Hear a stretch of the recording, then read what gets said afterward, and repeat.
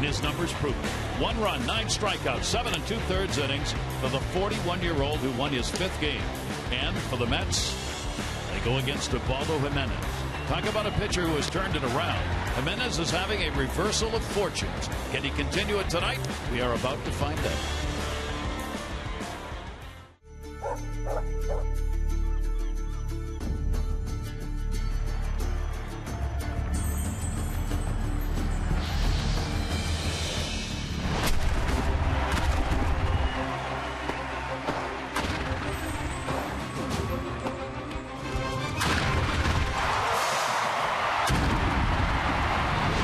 It's the Orioles on Bassett, and this short 2-game stand at Citi Field against the Mets will conclude tonight.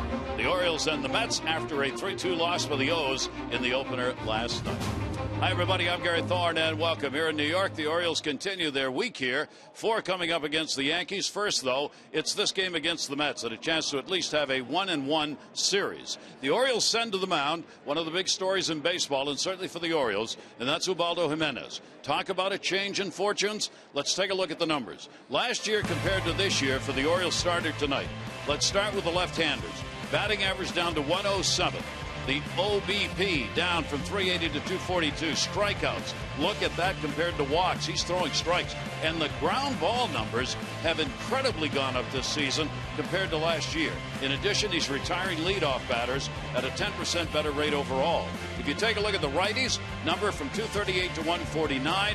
He's dropped that OBP down to 216. Again, the walk strikeout ratio exceedingly different than last year. Ground ball, fly balls also in his favor. Leadoff batters retired a little different there, but overall much better for him than last year. Mike Bordick, this is a different Ubaldo Jimenez we're seeing this season. Yeah, it really is. You know, they invested a lot of time in trying to figure out Ubaldo's mechanics, really trying to clean it up. They brought Ramon Martinez into spring training this year. Very similar pitchers, very tall, had long arms, and had to try to control that release point. Well, they cleaned up his delivery, and he's certainly been much more efficient. He's got a lot more confidence in his fastball. He's able to utilize it down in the zone. That's what's so important. And, of course, the secondary pitches have come up big as well. Now, take a look at the action he gets on the two-seam fastball. He's been very good at working it to the outside corner on the righties and into lefties. Quality pitch, really his go-to pitch right now. And Caleb Joseph keeps putting that fastball down, and he has so much confidence in that pitch that he's willing to start off hitters with that to get ahead and then be patient and go to a split finger and slider for the strikeouts. So its mentality's kind of changed. It's almost a transition, I'd say, for Ubaldo this season. He's always had the strikeout mentality because of his nasty split finger, but he was fearful of going to the split finger too soon because his fastball velocity wasn't there. When he was younger, his fastball velocity was 97, 98 miles an hour. So last year he would battle throwing off-speed pitches too early in the count. This year, get ahead with the fastball and then go to work. He's been able to make his adjustments as well because they've cleaned up his delivery. And I asked Ramon today, I said, well, what do you look for? And he says, if his back shoulder starts dropping, that's when he's going to have an inconsistent release point. He hasn't had that this season. We'll see if he continues to throw strikes and get ground ball outs. We're going to find out. But when we come back before the ball game starts, let's go bowling with Manny.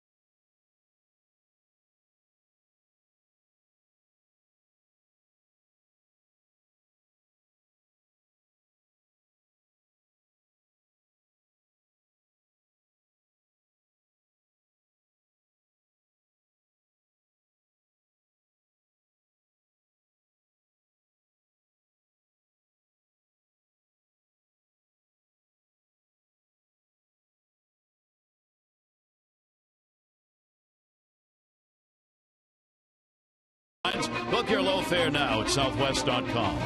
And by Navy Federal Credit Union, proudly serving the armed forces and their families for 80 years. Manny Machado last year had his first base bowl that raised more than $80,000 supporting the Baltimore City Recreation Department. It's going to be held again. It is sold out, and Manny is ready to go bowling. We talked to them about it before the game. Going to do it again. It's going to be May 18th, Mustang Alley from 4 to 7, and hopefully we raise as much as we raised last year. It was a fun event. Had a couple teammates come out, had people come out, support it, and at the end of the day, it was all for the kids, and we came out positive with it. So me and my wife this year, hopefully, trying to do the same and more. Tell us, fans who want to get involved, who want to do something, be part of it, or give to it, what do they do? They just contact Kimberly over at MVP Sports Group. We're trying to put her phone number and info on our website, on our Instagram. We'll probably put it up today, and it's just contact her, and she'll set up everything. It was a lot of fun last year, wasn't it? Oh yeah, it's a blast. It's a blast. You gotta go out there, bowl a little bit, have food, drinks, and enjoy your off day. And a little competition, too. I thought for a couple of them, it got pretty good. It does. It's all competition. We're grinding here every day, trying to play baseball. So, we take our competition out to bowling and wherever we go. All right. That was a lot of fun. They did a great job at the alleys there. I'm not sure many people know about the bowling alleys. The Mustang alleys, which are in downtown Baltimore, are really nice. It's a great facility. Oh, definitely it is. It's real nice. We don't really have one down in Miami. So when first time we went there was for my bowling event, and we saw it, and it's high class. They do it right there, and we give thanks that they let us throw a charity event there. It's great, Manny. Manny, let's talk about you a little bit. A couple articles today in your power numbers. They're up as far as home runs per at bat, etc. Do you sense that? Do you think there's anything different regarding your power numbers, home runs? Not really. I think I'm a little more consistent with my swings. I think that's the biggest key. I've worked a lot this offseason during the year to try to have a consistent swing, and we don't really think about trying to hit the ball over the fence. Just trying to make good contact with it, and then whatever happens after that, it happens. But at the end of the day, it's about having a consistent swing every at bat and consistent at bat, and I think that's what we're doing here, and that's what I'm doing. Manny, obviously for you, it's about staying on the field, avoiding any further injuries, hopefully. In the offseason, what did you do to try and make sure you'd be out there all year? Work every day. There was no off days for me this year. It's something that I try to put a lot of emphasis in working on my legs, getting them stronger, being able to hold off a full season. Obviously, I got married, and then after that was back to the grind, trying to be back on the field and work on my legs and abs, and trying to just keep everything compact so I could be able to play. Well, you ought to be ready to bowl then. Oh, I'll be ready. I'll be ready to roll. Manny, thanks very much. Appreciate it, and great success with it. Thank you. Fun watching Manny Machado kind of grow before our eyes. Not only mature physically, he's talking about that leg strength, building his ab strength up, and we're seeing it be rewarded with the power numbers, but being a part of the community as well. Great job with it. All right, we're ready to go. Let's take a look at the starting lineup for the Orioles, brought to you by Southwest. Book your low fare now at southwest.com. Left-handed lineup, those are the guys who hit this Rookie of the Year pitcher for the Mets. Alejandro De Aza, Paredes, Jones, Davis, Machado, and Lowe. Joseph Cabrera and Ubaldo Jimenez, of course, will hit for Alejandro De Aza. Big lifetime numbers against the Mets. Now let's take a look at Jacob deGrom's pitch arsenal. This season, the fastball 69% of the time, breaking ball 21%, and that changeup 10% of the time. Real good fastball, great live arm, 92 to 96 with the fastball, but learn the four-seam fastball. Tried to throw it a lot this spring, and there have been some inconsistencies that actually showed up in his last two starts. Earned run average at 3.34, record of 2-3. But a great arm, a lot of promise for this young pitcher. The opponent's hitting 278, but the lefties 379 this season. A lot of that due to that fastball command. He lost the two-seamer down in the zone. Let's see if this game he gets it back. And the first pitch of the ball game will be taken for a ball. Alejandro De Aza in the leadoff spot. Manny Machado hit leadoff last night for just the fifth time in his career, in fact. Last night had an 0-for-1 coming off the bench. Grome's pitch, and that'll be fouled back into the seats. And the Orioles hope that the problems this starter has had will continue here in this ball game tonight. They'd like to get to him early.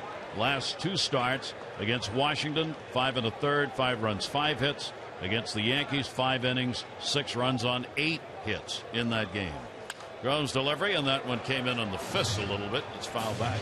Yeah, you saw those amazing splits with the lefties, a big batting average of 379, 3 home runs from the left side. So Buck Showalter there obviously putting some left-handed bats in there. Last season, DeGrom stuck with the 2-seamer, and he'd throw it at that front knee. We saw it in yesterday's ball game with Bartolo Colon, kind of freeze the left-handed hitters. Well, this year more 4-seamers because he's lost that 2-seam command, and I think the Orioles hoping he continues to have problems controlling that pitch. Second-year player, only 26 years old. This is where he pitched best. Last year, his ERA at home was 1.65, and it isn't much different this year. And a swing, and he didn't get it. Play's got to be made at first base. Pilecki's up. The throw's not going to get there. So the Orioles will get the first break of the ball game on a swinging third strike. De Aza reaches. Well, he has a plus slider as well, and he buries this one down in the bottom of the zone. Bounces in the dirt. Pilecki can't handle it. De Aza, with good speed, able to get on base. Nice heads-up baseball by De Aza. That's the first wild pitch to be thrown by the right-hander this year. A strikeout and a wild pitch will put De Aza on at first base. And Paredes in the lineup. Couple of lefties, 2 of the 5 left-handers in the lineup tonight that will go against this 26-year-old right-hander. Paredes had a 1 for 4 in the ball game last night and has continued a hit streak as he's now at hits in the last 4 consecutive ball games. For Paredes this season, batting left-handed, he's hitting at 340. Doesn't really matter much. Most of the at-bats has come from this side. Down to first base, handled. There's one, relay over to first, and got him. Wow, close play. There's a major league double play right there, started by Duda at first base. Yeah, one of the toughest double plays in the game, a 3-6-1 double play. But when it's executed, pretty play. You see nice range going to the right on the Flores, and then the tough play for the pitcher to get there, keep the foot on the base. DeGrom in college played third and shortstop, so quite an athlete, able to make that play at first base. So they get the double play. 2 down, nobody on, and here is Adam Jones. DeGrom is a predominant fly ball pitcher. 42% of the outs recorded on ground balls, 42%. The rest are balls hit in the area. The fly balls are line drives. Adams got a 3-game hit streak coming in. He had a 1 for 4 in the ball game last night. Continues to be the leading hitter in the American League as far as average is concerned, and will be there for a strike as well. Adams up there, of course, in the top 10 in all kinds of offensive categories. Right now he is tied for 6th in runs batted in, 3rd in hits, 2nd in total bases. And a breaking ball will be taken outside. A couple good fastballs there. First one away for a strike, then back inside for a strike. So that good ability to move it in and out. Tries to finish him with the hard slider. Nice job laying off. And the pitch is going to miss away. Brian Onora, veteran umpire, has the plate. Alan Porter's at first. Mike Rippiger is down at second base, and the crew chief Jeff Kellogg at third. Jones will take another breaking ball outside. Here you see the old scouting report showing up on Adam Jones. Get ahead of him in the count and throw that stuff away that's not a strike. Yeah, see if he'll fish. Nice job by Adam, and he's been very patient all year long. Adam gets one and fouls it off into the Oriole dugout.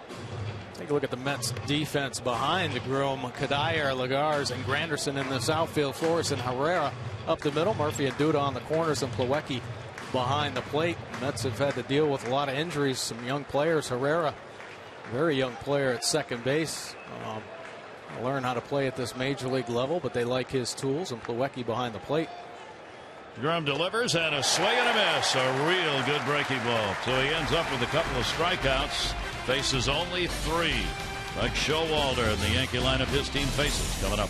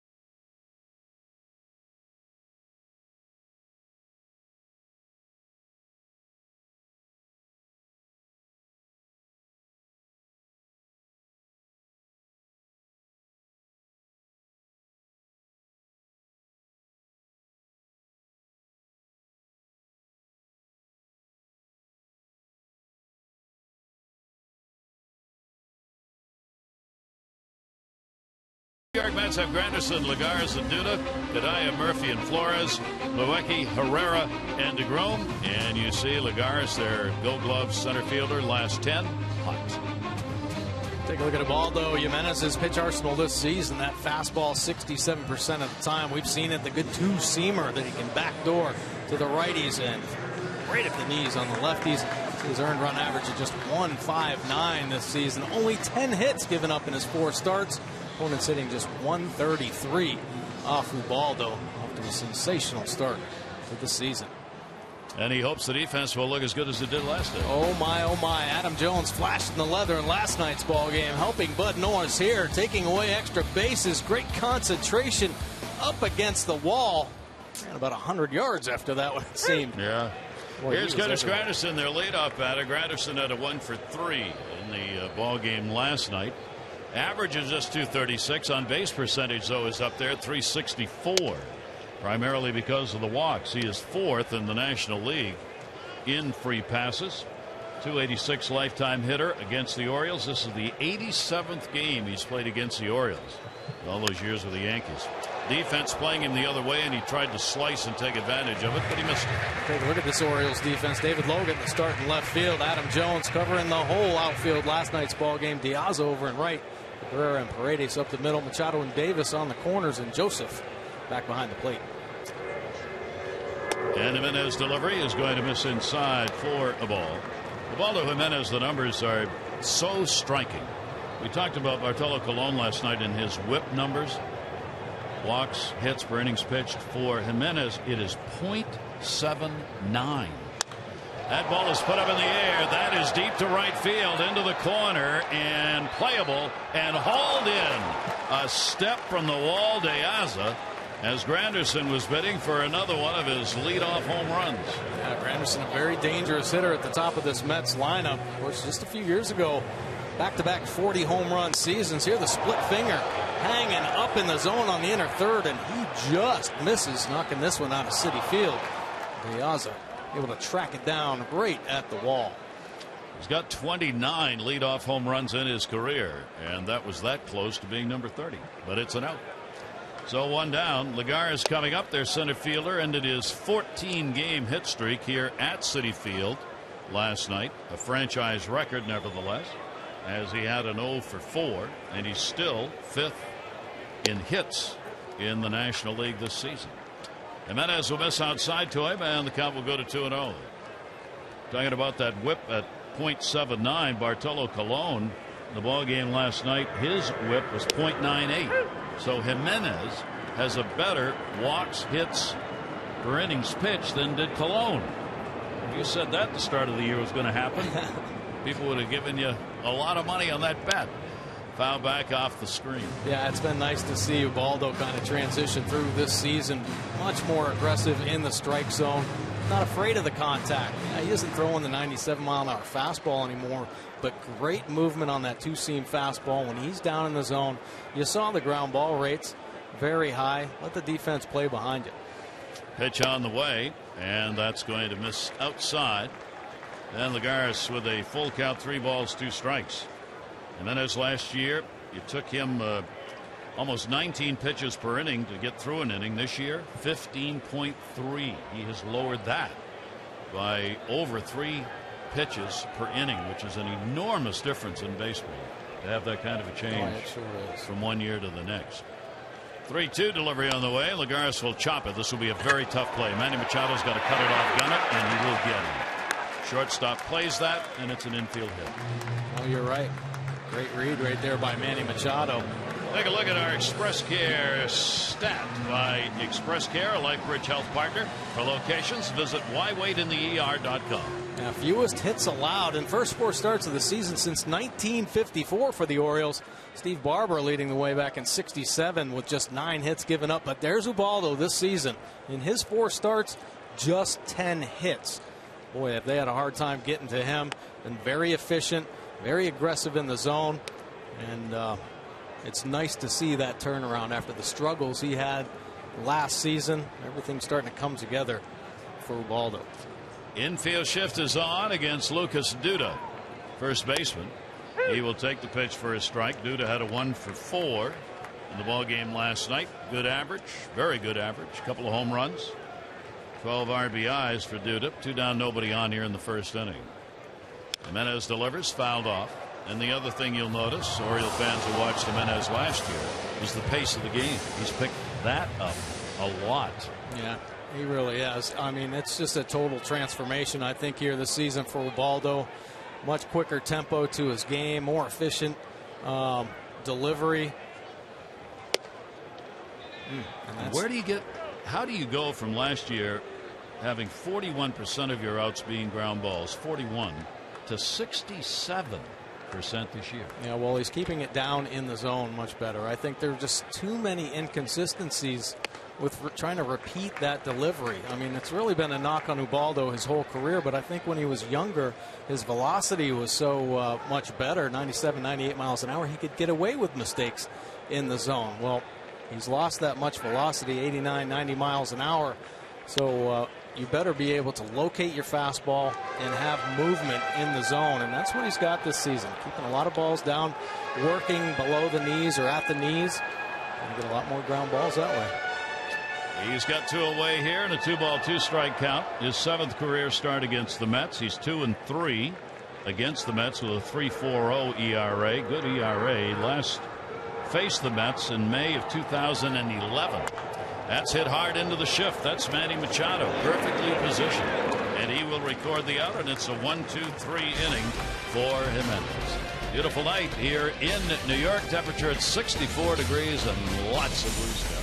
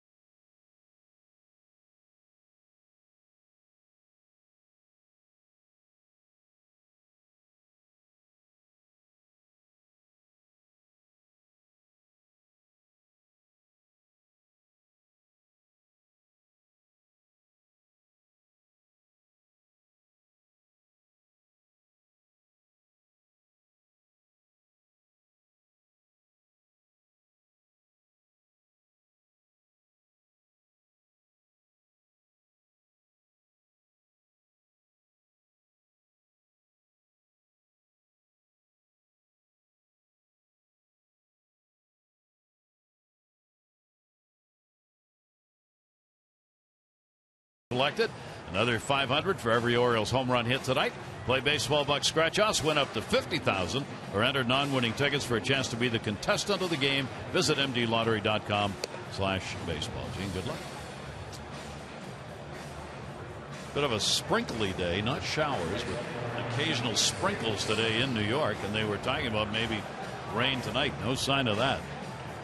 Skies cleared up. Beautiful sunset, actually, as we go to the second inning. Chris Davis will lead it off. Chris with a 2 for 4, including a home run in the ball game last night.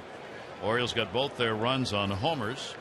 Chris had one. Manny Machado had the other. Orioles lost it. 1-run ball game to go 3-3 now in 1-run games, while the Mets improved to 5-4.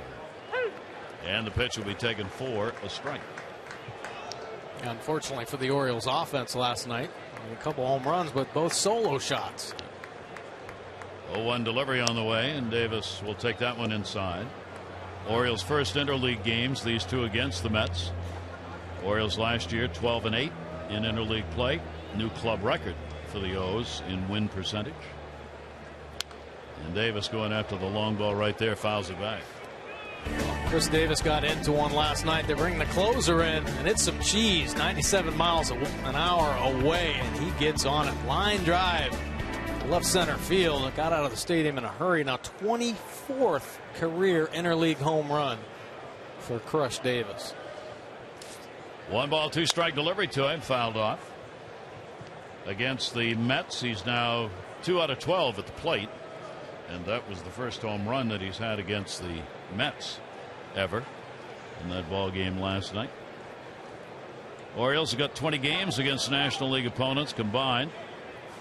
Got the Marlins on the schedule, the Phillies, Atlanta, another one fouled away. This Washington Nationals, of course, home and road games. Mick Showalter's team will face this Mets team again for a 2-game set in August at Camden Yards.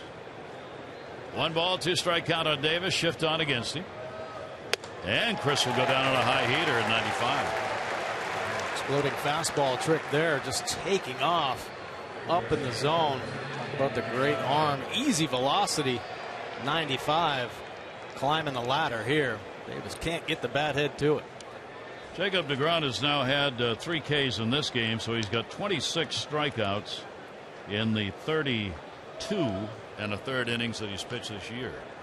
Here's Manny Machado. Manny, the other home run last night, the one for 4 in the ball game.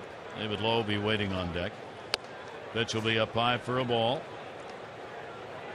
deGrom has retired 81% of leadoff batters this year, an extraordinarily high number. 73% last year was a really good number. Even better so far this year, even though he's gone 2 and 3. He's had a decision in all 5 of the starts that he's made after coming up last year to pitch. National League Rookie of the Year. Major League record now 11-9 with that 2 and 3 mark this season. Machado, 1-1 delivery to him, up high and away. That little slider / cutter hybrid. He's throwing 90 miles an hour with that movement as it works itself off the plate. Stay away to Manny. Turned on that fastball last night. Turned on that one. He's got a base hit. Murphy diving for it, had no chance. Kadaya will get it back in, and Manny will get the first hit of the ball game with 1 away here in the 2nd inning. Continuing to put good swings on the baseball. Hammers it through the 5-6 hole there. Like how he stays on top, comes down through it, smokes it by the diving Murphy. Well, the Orioles will try and take advantage of it here in the 2nd inning. Another left-hander in the lineup. Lowe getting the start in the ball game. David's playing time cut down of late just because of the matchups. A high 94-mile-an-hour fastball. Lowe was playing a lot earlier on the first month of the season. This is the 14th game that he has appeared in. David's at-bats have been limited to the same number, 14. 0-1 count. Decent lead at first. Runner goes. Pitch up high. Attempted steal. Throw not in time. A one hopper. Walecki had thrown out just 1 of 2.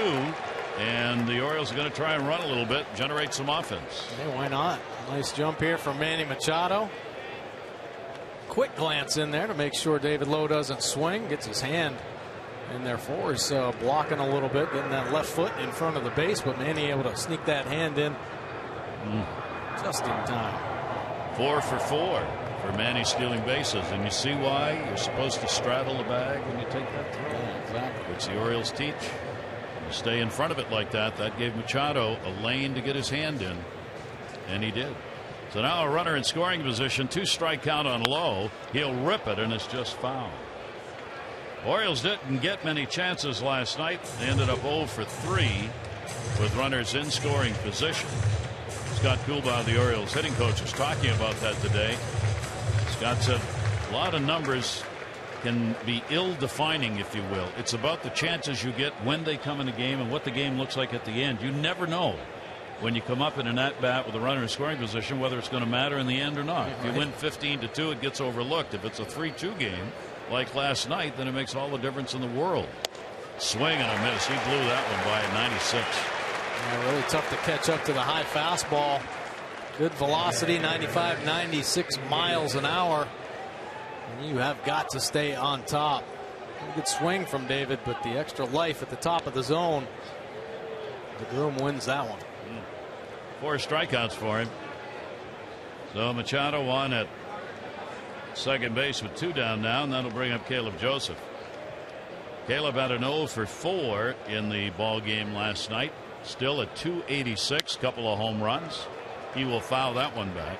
He, like many of the Oriole hitters, left the ballpark last night talking to themselves, trying to figure out what Colomé was doing. Wow, he had incredible movement last night. I mean, he has this season. I guess for most of his career he's been pretty successful, but I mean, the lefties were getting buckled on his fastball. Incredible movement. He was efficient. Ground ball towards third. Murphy's got it. A lob toss over, and Joseph is retired. No runs, 1 hit, no errors. Base runner left in. Scoring position, no score to the bottom of the second.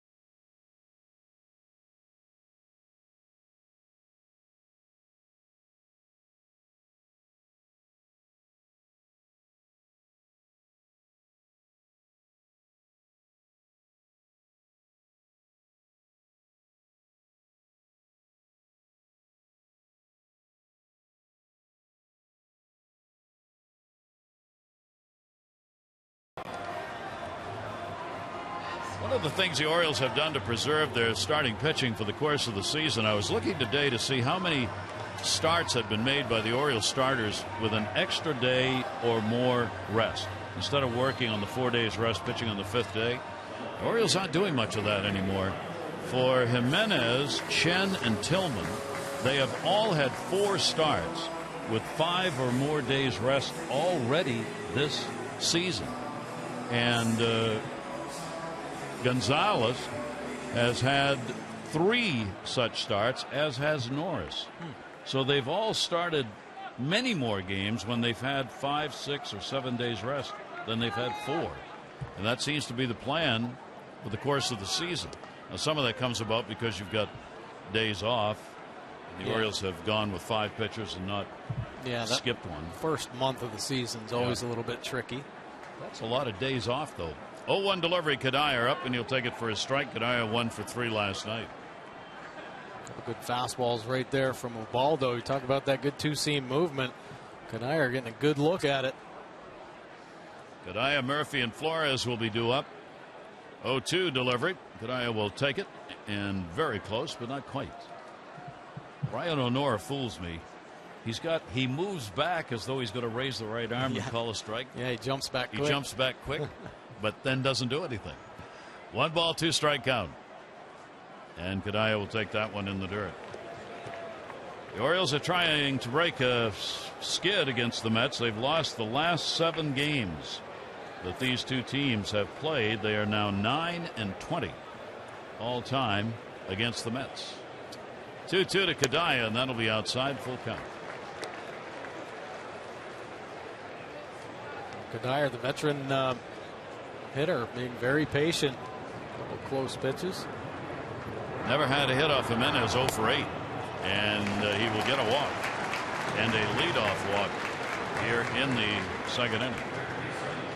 The O's return home to Oriole Park on Monday to begin a stretch of play that includes 17 home games over a span of 21 days. First up, 3-game series, Jays on Tuesday. Don't miss Ollie's Bargain Night, presented by Ollie's Bargain Outlet. Upper reserves only $10 when purchased in advance. So welcome the team back home. For tickets, Orioles.com or 888-848-BIRD. And congratulations to all of the fans who are self-organizing a second opening day for the Orioles return home on Monday. That's very nice. Daniel Murphy 2 for 3 last night and an RBI. Came up with some big hits. Mets were having some struggles with their offense. Actually snapped a scoreless streak of 21 innings, scoring 3 runs off Bud Norris last night in the 4th. Picked up by Cabrera. Murphy is retired and one away with a runner at first. Take a look at our American Standard. Who's hot and who's not? Well, Manny Machado, of course, staying red hot, picking up a single there in the last inning. Last 10 games, 353, 4 homers, 6 RBI. Who's not? Wilmer Flores, shortstop for the Mets. Month of May, 1 for 7 with 4 punch-outs. On a pretty good month of April. Actually had an 8-game hitting streak in the month of April, but inconsistent here to start the month of May. Actually had to sit a game out because of his struggles offensively. 1 for 3 in the ball game last night. Takes a strike. Celebrate the season with the American Standard All-Star event. Visit MidAtlanticComfort.com for amazing rebate and financing opportunities. Flores with a runner at first and 1 down. And as his pitch is going to be in there at the knees for a strike. Flores, one of those players trying to earn his stripes here at this level. He's had trouble. 23 years old, committing 7 errors, 21 games at short. Terry Collins, his manager, though, has said we've got to give him his due. He really should be at a lower level. And a strike called in the inside corner. Flores is gone. Nice job here by Ubaldo. Quick answer right back. Nice movement down and in to Flores. Wasting any time. 3 pitches. Take a seat. So a couple quick outs after that leadoff walk. That's how you make the adjustment. First strikeout picked up by Jimenez. Milwaukee coming up. 5-game hit streak for their catcher. During the streak, he's gone 6 for 18. And his major league contract picked up from AAA Las Vegas on April 21. Keeping an eye on Kadire over there at first base. Base stealers are 3 for 3 against Jimenez this season. Pitch is in there for a strike. It's the other thing we used to see last season. Ubaldo Jimenez, you give a leadoff walk, things would start to fall apart. He give up a single, then he couldn't throw a strike, and the whole thing would just kind of erupt on him. Right. This year, he just pulls it back together and gets the outs. Milwaukee will take it. That'll just miss the outside corner. 1-1. Yeah, just missed right there, but I think that's his mindset now.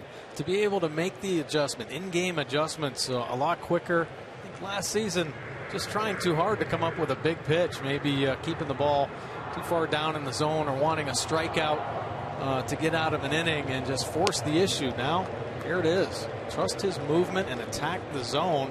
That's why he's had this early season success. You see, keeping the ball down. Real good pitch right there. 1 ball, 2 strike count. Nobody happier about that than his skipper, Nick Showalter, to see Jimenez performing the way he is. Runner off first, and that ball fouled back into the seats, and the count will stay at a ball and 2 strikes. Milwaukee doing the catching. The Mets, among all the injuries suffered, lost their starting catcher early on this season, so that has been a hole they've had to fill. They've got 3 catchers on this ball club now to have an extra bat, left-handed bat on the bench. That'll be bounced. Good stop made. Caleb Joseph kept it out in front of him. Gadia's got to stay at first base. Well, he's missed a few times with that split finger. He's bounced a couple, and of course the first batter of the game, Granderson, just missed a hanging split finger. So trying to find the release point there. Good job locating the fastball. And nice to have that nice swing and miss out pitch that he has in his back pocket, that nasty splitting. 2-2. Gadia actually had shortened his lead on that throw over, so he's back to the bag. 2 ball, 2 strike count.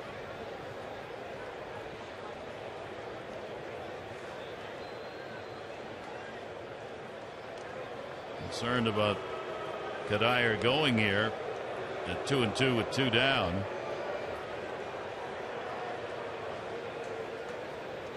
Caleb Joseph looking over regarding throws to first base or holding the ball a little longer. And the pitch will miss down low.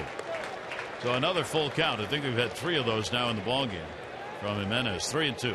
Yeah, you wonder if he is concerned with Kadire at first base a little bit too much instead of focusing on that zone, being aggressive there.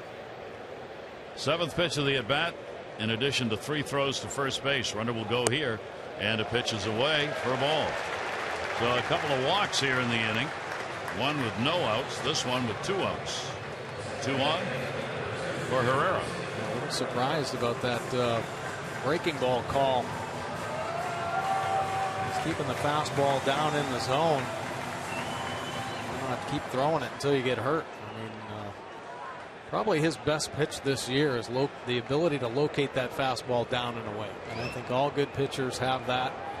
And start of this season, that is his go-to pitch right there. Dilson Herrera, the 21-year-old rookie, getting the start at second base. 0 for 3 in the ball game last night. First opportunity with a runner in scoring position for the Mets in this ball game. 2 on, 2 down. And that pitch will miss inside. The Mets last night 2 for 7 with runners in scoring position. They are 9th as a team in the National League, hitting .249. Kadire the lead at second base. Milwaukee over at first, and that pitch is up and out of the strike zone, and the count will go to 2-1. Jimenez will take an extra moment on the front of the mound, not happy with that last delivery in particular. Yeah, having some problems with the secondary pitches right now. Trying to get a good feel for it. 2-1 delivery on the way, and a ground ball to the middle. That could be trouble. It does go through. Adam Jones up. Kadire coming with 2 down. He'll score. A seeing eye single. Herrera picks up the RBI, and the Mets get a 1-0 lead. Oh, he couldn't have placed that ground ball any better. Back up the middle. Herrera diving. Paredes diving. Elevated fastball. It found a hole. Not hit hard enough for Adam Jones to come in and get it just under the glove of Cabrera. Just try by the middle infielders to keep it in the infield. And Herrera's got his first RBI. They get it out of the 8th spot.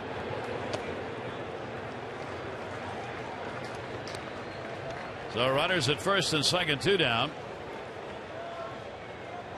Jacob deGrom will get the opportunity now to help his own cause at the plate with 2 away. 1-0 lead. They get that on their first hit. It's the 2 walks in the inning that have hurt Jimenez. That leadoff walk to Kadire coming back to bite him as he scores the first run of the ball game.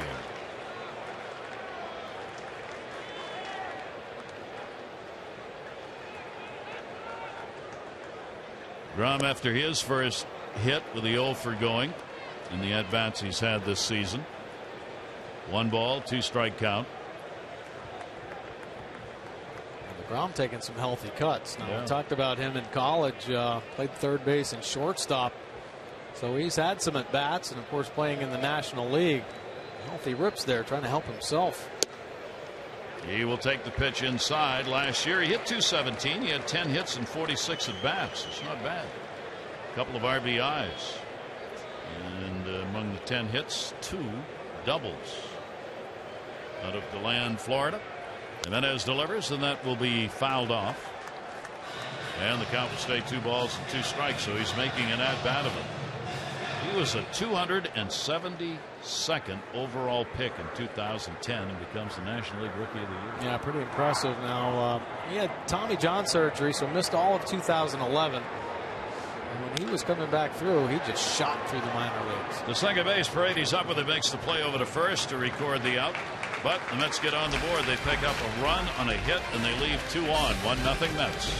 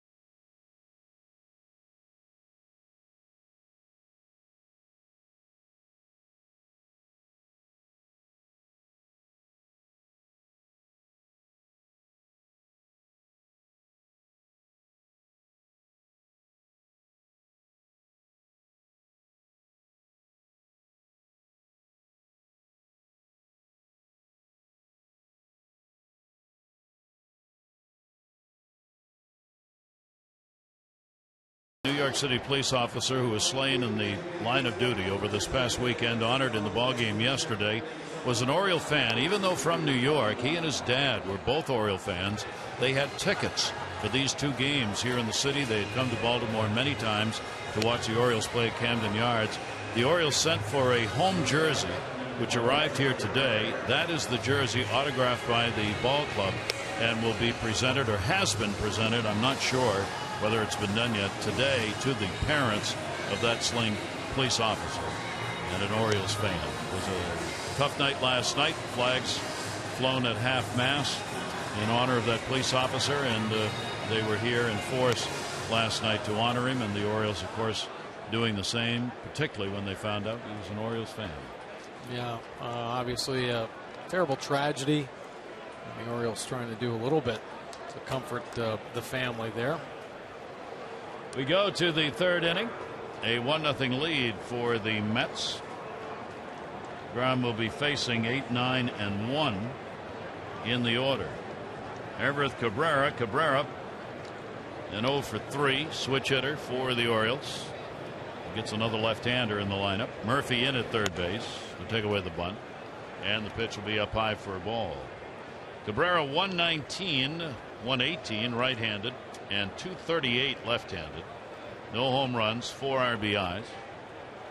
1-0 pitch to him, will be in there for a strike. Cabrera's name will be talked about as the Orioles make a decision on what to do if both J.J. Hardy and Ryan Flaherty return this weekend against the Yankees. That's what's expected. Ball will be looped down the line in foul territory, and there'll be no play. Hardy could be back as early as Friday and reinstated. I think Flaherty's got to wait at least until Saturday before he can come off the DL. But both of them appear ready to go, according to Buck Showalter. Yeah, they're coming. So start planning on some movement. I'm not sure about Cabrera's contract status. I remember hearing in spring training that he was a month shy of becoming a 5-year player, and then they couldn't option him out. Yeah. And I, for some reason, think he's past that. Maybe right about that. Sure, there aren't a lot of players with options. Yeah. For moves for the Orioles. The delivery to him, Cabrera will lash that one late on the 95-mile-an-hour pitch, and the count stay at a ball and 2 strikes. He has played very well at shortstop. Yeah. Done a good job for the Orioles when it was desperately needed. 1-2 pitch. DeGrom trying to come inside to it, will just miss. Cabrera a little concerned, didn't look back at the umpire on that one, just stared out. Yeah. 2-2. Don't want to make any kind of move to think that it may have been a strike. And the 2-2 delivery on the way, and that one will be fouled off outside of first base. I'm not taking any chances there. Pretty much the same pitch, that cut fastball under the hands, and it was working just off the plate as well, but hey, took a chance on the first one. The umpire calls it a ball. I want to try it twice, so he gets the bat head out and breaks the bat, though. Both of these teams struggling to score runs coming into this ball game. The Mets had scored only in 1 inning in the last 3 games. And that was last night when they got all 3 runs in 1 inning. Now they scored another here in the second. That one down the line again and into the stands, foul. The Orioles have had only 10 runs in the last 4 games that they've played. So neither ball club coming into this game has had an offense that's been generating much support for their pitchers. I think like most teams, it's just been a roller coaster ride here early on in the season, because the Orioles offense was clicking just prior there, the road trip down to Tampa, and Tampa pitching kind of slowed That's a back. tapper. That's a swinging bunt. Runs throw into the runner and got him. Stayed on the bag. Another good play by Duda down there at first base, and Cabrera's out 1 down on the 7th pitch of the at bat. A real tough play for the first baseman here. Pitcher coming off, getting closer to home, so it cuts that angle down. And look at it leaking up the line. Actually catches Cabrera on the shoulder. Nice concentration by Duda to stay with that ball. Duda's looked good over there. He's played some really good defense in these 2 games. And Cabrera's out of there. That'll bring Jimenez to the plate. Jimenez getting a shot in the at-bat, and the pitch will be taken up high for a ball. See his career 10th season with a 113 batting average. Ubaldo hit a lot in the National League. Late on that one, fouls it off on a hop, and the count goes to 1-1. A little late, but a lot of experience, over 250 at bats, so he knows what to do up there. But I think, I'm talking with Dave Wallace about these interleague games, he just would like to see the pitchers work the opposing pitcher. I'm going to throw some extra pitches, even if it's four pitches more. Don't make a quick out. Try to be productive. If there are guys on base, get a bunt down. 1-2 delivery on the way. That will miss outside. Jimenez in his career at the plate has never had an extra base hit. He's had 31 hits, and they're all singles. 2-2 delivery on the way, and a chopper. And a nice rebound. DeGrom makes the play and will record the out. Fielding his position again. Next weekend, the Orioles take on the Angels. 3-game series starting Friday, May 15, on Sunday, May 17. First 10,000 female fans 15 and over. The 135 game. Get the Orioles wristlet presented by PNC Bank. Good seats still remain. So gather up family, friends. See you at the yard. For tickets, Orioles.com or 888-848-BIRD. A couple of 1-3 putouts. Yeah, some nice plays. The Oriole fans remain quiet, and slowly to the plate comes De Aza. That's a National League walk-up right there by Alejandro De Aza. When your pitcher is hitting in front of you, you want to give him a chance to get back onto the bench, sit down a minute.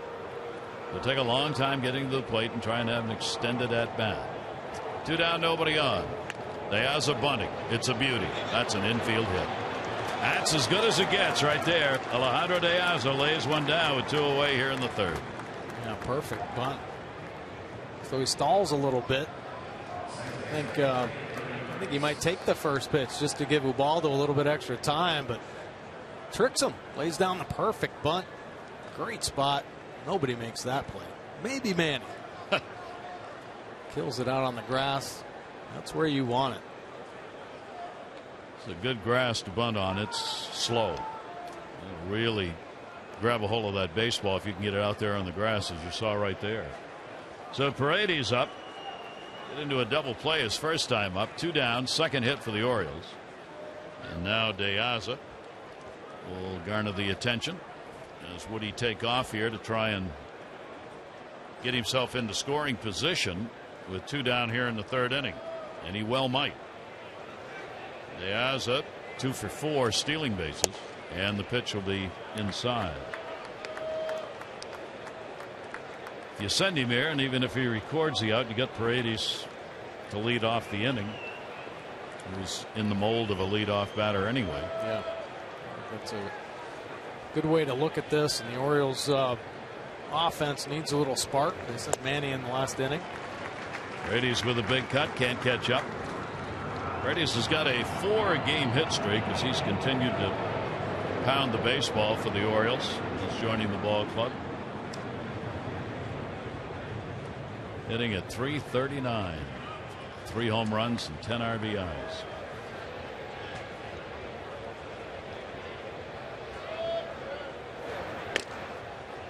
Just trying to keep him leaning back towards the bag. Prevent that half-step difference. Paredes, during the hit streak, he's had a hit in each ball game that he's played in over that 4-game stretch. 4 for 16. He's taken a couple of big cuts on those inside pitches, 1 and 2.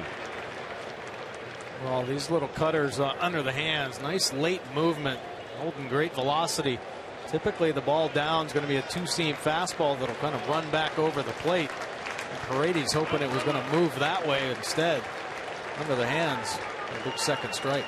The ground ready, the delivery, runner not going, and he goes after 1 out of the strike zone. That's 5 strikeouts in the game. No runs, 1 hit, no errors, and 1 left on base.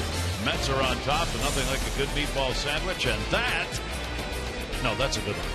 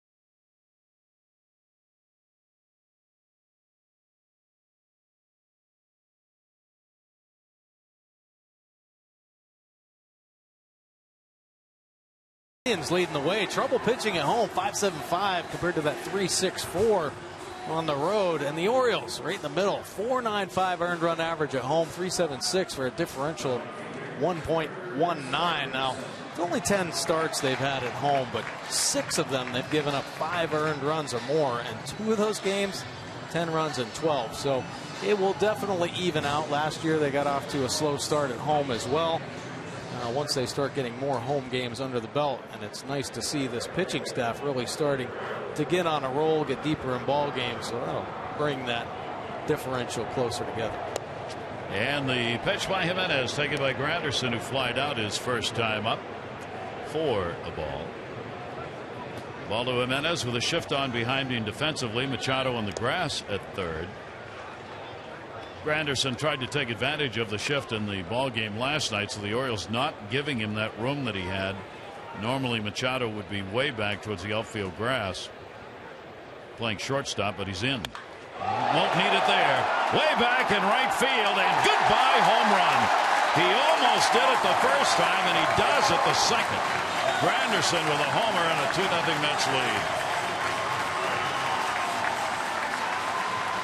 Waldo falling behind, and Granderson does not miss that one.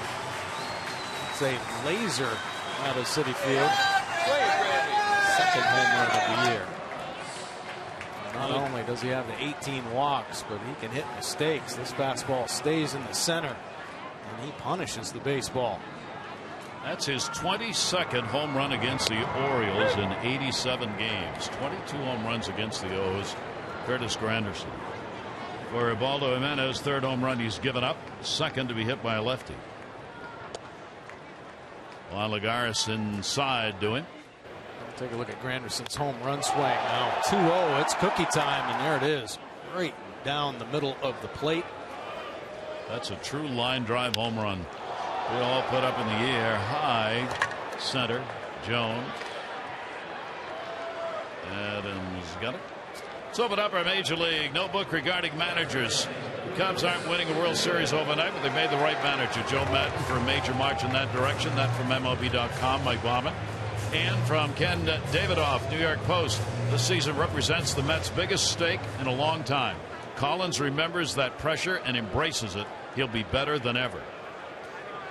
He's in the last year of his contract. So that's also at stake. Terry Collins, the Mets manager. Fouled away by Lucas Duda. One down, nobody on. Duda grounded out his first time up. Well, the whole key is if this pitching staff can stay healthy and consistent the whole season long. I mean, they're off to a great start. Colon, one of the best starts in his long career. Another major league pop-up left field. Low comes on and will put it away. Duda retired, and there are 2 down. Well, you take a look. You can spend your Memorial Day afternoon at Oriole Park. The Birds host the Astros, a red-hot team. It'll be Monday, May 25, and it is a day game, 1:35. First 20,000 fans, 15 and over, get a Stars and Stripes pattern Orioles barbecue apron. Celebrate the unofficial start of summer. Great afternoon. That's on May 25. Orioles.com or 888-848-BIRD. Get your barbecue apron. Here's Kadire.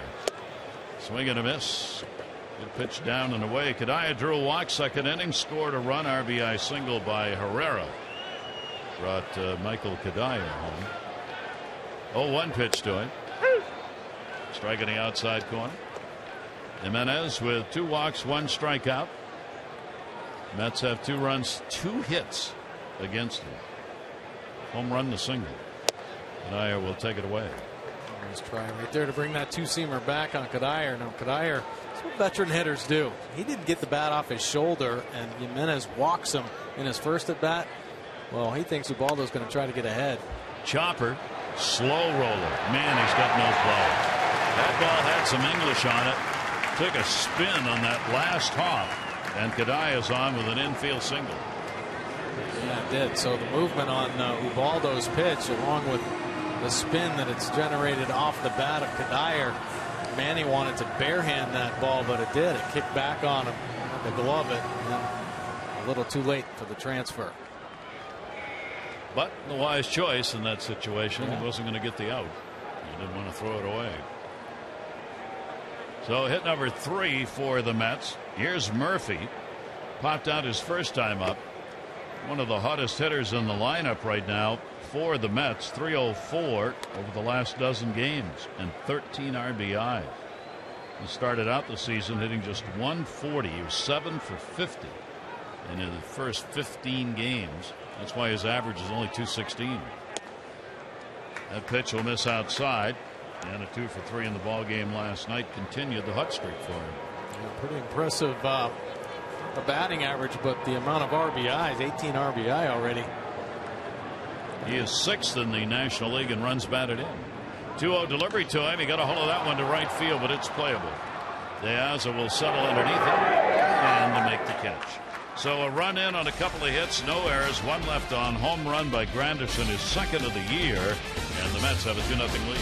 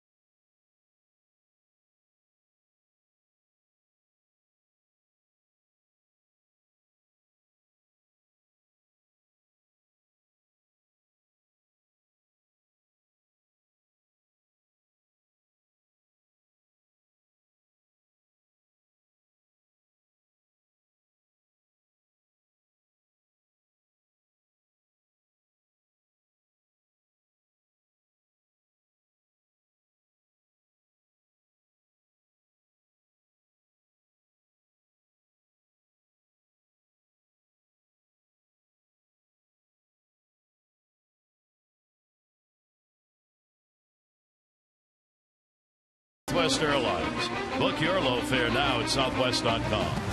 And by Royal Farms. Royal Farms ATMs are surcharge free. Get your cash for nothing. Bank or credit card fees may still apply. Beautiful sunset.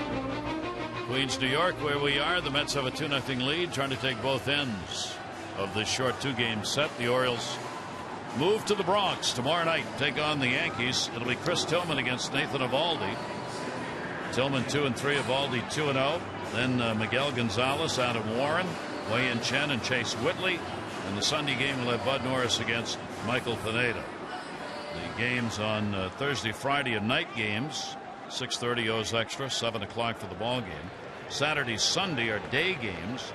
12:30 for O's Extra and 1 o'clock for the weekend Saturday, Sunday. Adam Jones will lead it off. Adam, a strikeout victim. DeGrom has not walked anybody. He has struck out 5, typical for this staff. This Mets staff has walked the fewest in the National League. Their pitchers just don't get behind many hitters. Pitch will be up for a ball. Yeah, I was talking to the Mets bullpen coach this afternoon, Ricky Bonas.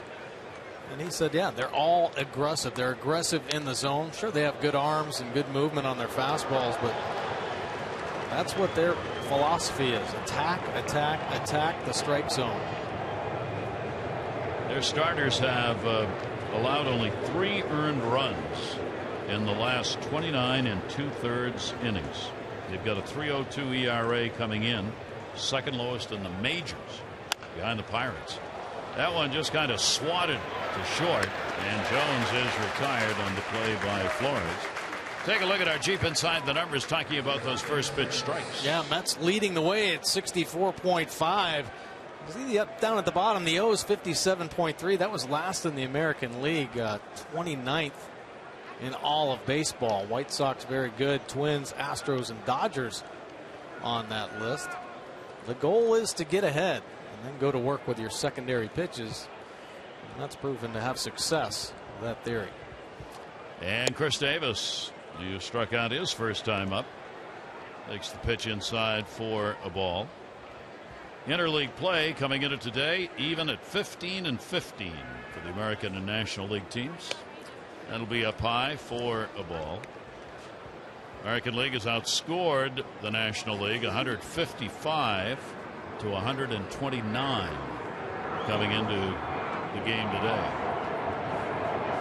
2-0 delivery on the way to Davis. Chris looking for when he could drive. 89-mile-an-hour pitch. A little wrinkle on it, 2-1. Yeah, pretty good movement right there. Another one of those sliders under the hands of the lefties. Stays a little flat. That's why it's more of like the hybrid cutter, and he throws so hard, 89, 90 miles an hour with that cut fastball. The ground's pitch is foul back.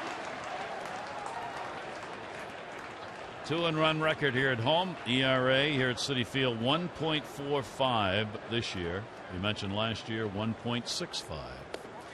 Tried to golf that one, couldn't get it. That's 6 strikeouts, 2 on Davis. So he's got that 89, 90 mile an hour cutter, and here is the curveball, 84 miles an hour, and it just gets buried at the end. Nice depth with that pitch. It's an inconsistent pitch for him. Mostly lefties will see it down into the zone. And there you go, strikeout. Manny Machado delivered a single his first time up. Manny at 259, 5 home runs on the year now. And he'll take the pitch outside for a ball. Played the ball game last night, 2 hours 19 minutes. Length of games this season's down a little bit. Last year they averaged 307. Coming into today at 257 and a base hit for Machado. So Manny's 2 for 2. He slaps that one back up the middle with 2 down here in the 4th inning. Be sure to text Masson's word of the day, magic, to 29292 for your chance to win a meet and greet with Adam Jones. That's magic to 29292 for your chance to win with Masson.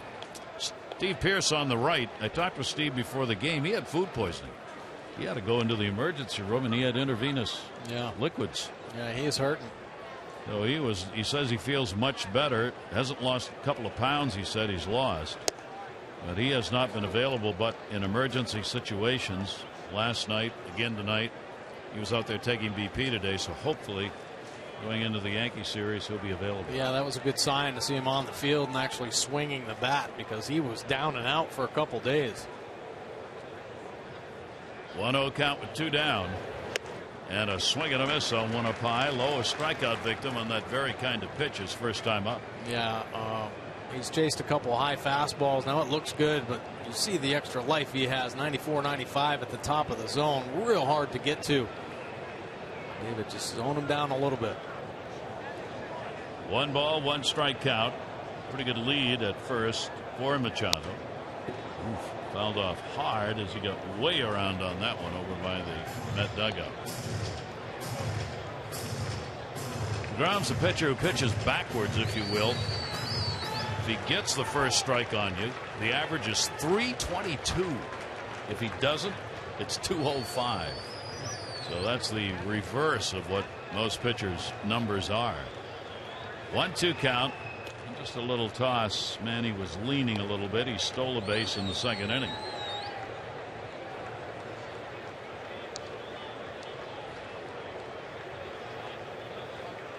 Good hair, too. 1 ball, 2 strike count. Well, any hair is good hair. That's what I said. Would he be willing to share something? Right. I could have that hair, though. You could? Of course I could. If you just wanted to? Yeah, I could let it go, but I'd still have that little bald spot on top. Look a little funny. No.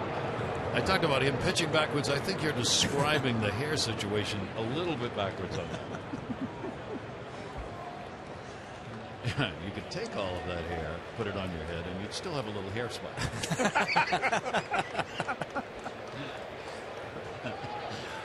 2-2 with 2 down. Machado's going, and the pitch outside. There'll be no throw.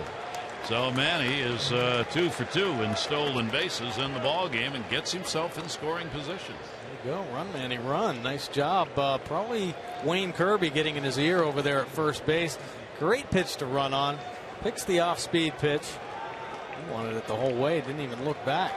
He's 5 for 5 now with runners in scoring position. So here's another opportunity for the Orioles. Lowe's 3 and 2 with 2 down. Delivery to him, and David will pop it up. Third base, Murphy, and he's got it. No runs, 1 hit, no errors, and the Orioles leave their second man in scoring position in the game.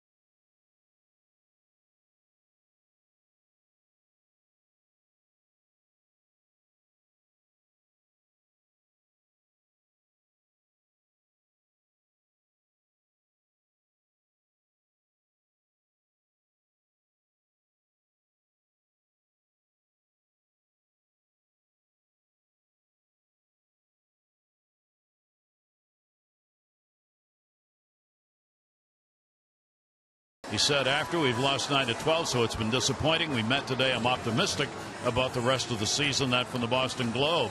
And for the Rays, right-hander Alex Cobb's season is in jeopardy. The Tampa Bay Times confirmed that a new detailed MRI revealed a partial tear in his elbow ligament.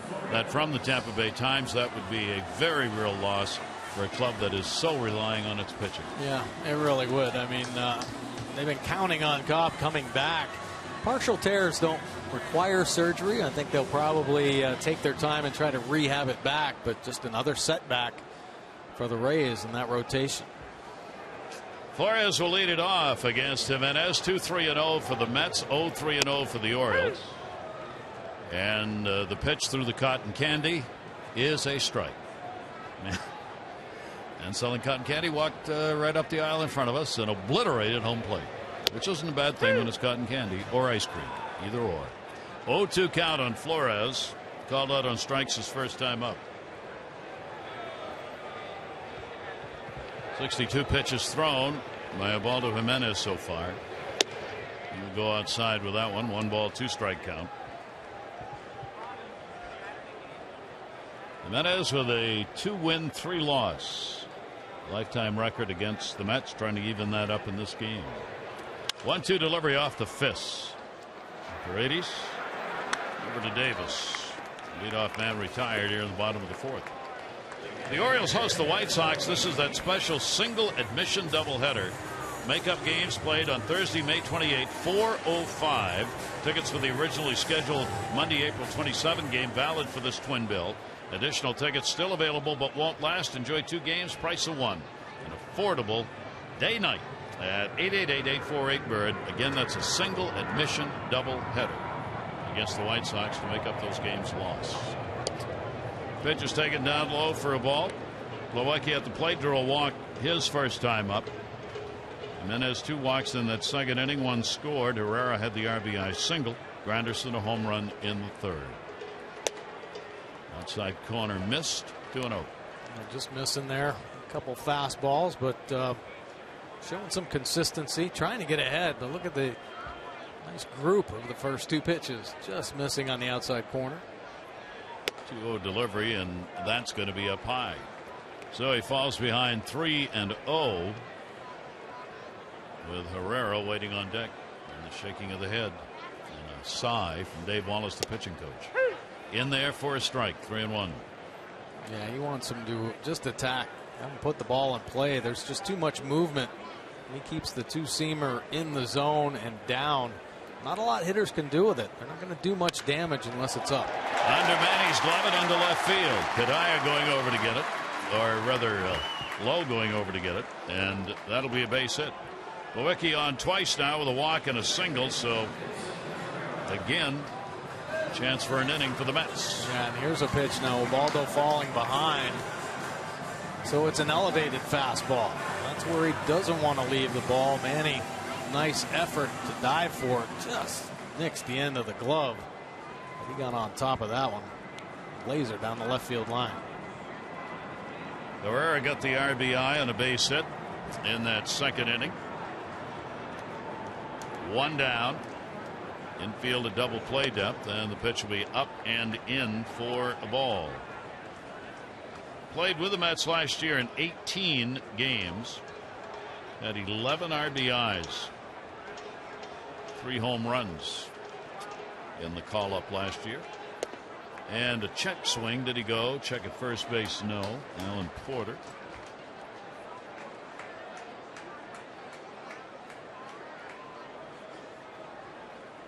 Pitch count is up there to 71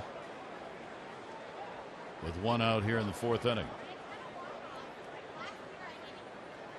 I know, second time through, might want to change it up a little bit. They still have to stay aggressive, just like that. Probably should have been the first pitch to Herrera. Need a ground ball. That's the type of pitch you're going to get it with. Fall behind too many times, you get in the danger zone. 2-1 delivery on the way. He got around on that one and fouls it off. So Jimenez comes back on him. He evens the count at 2-2.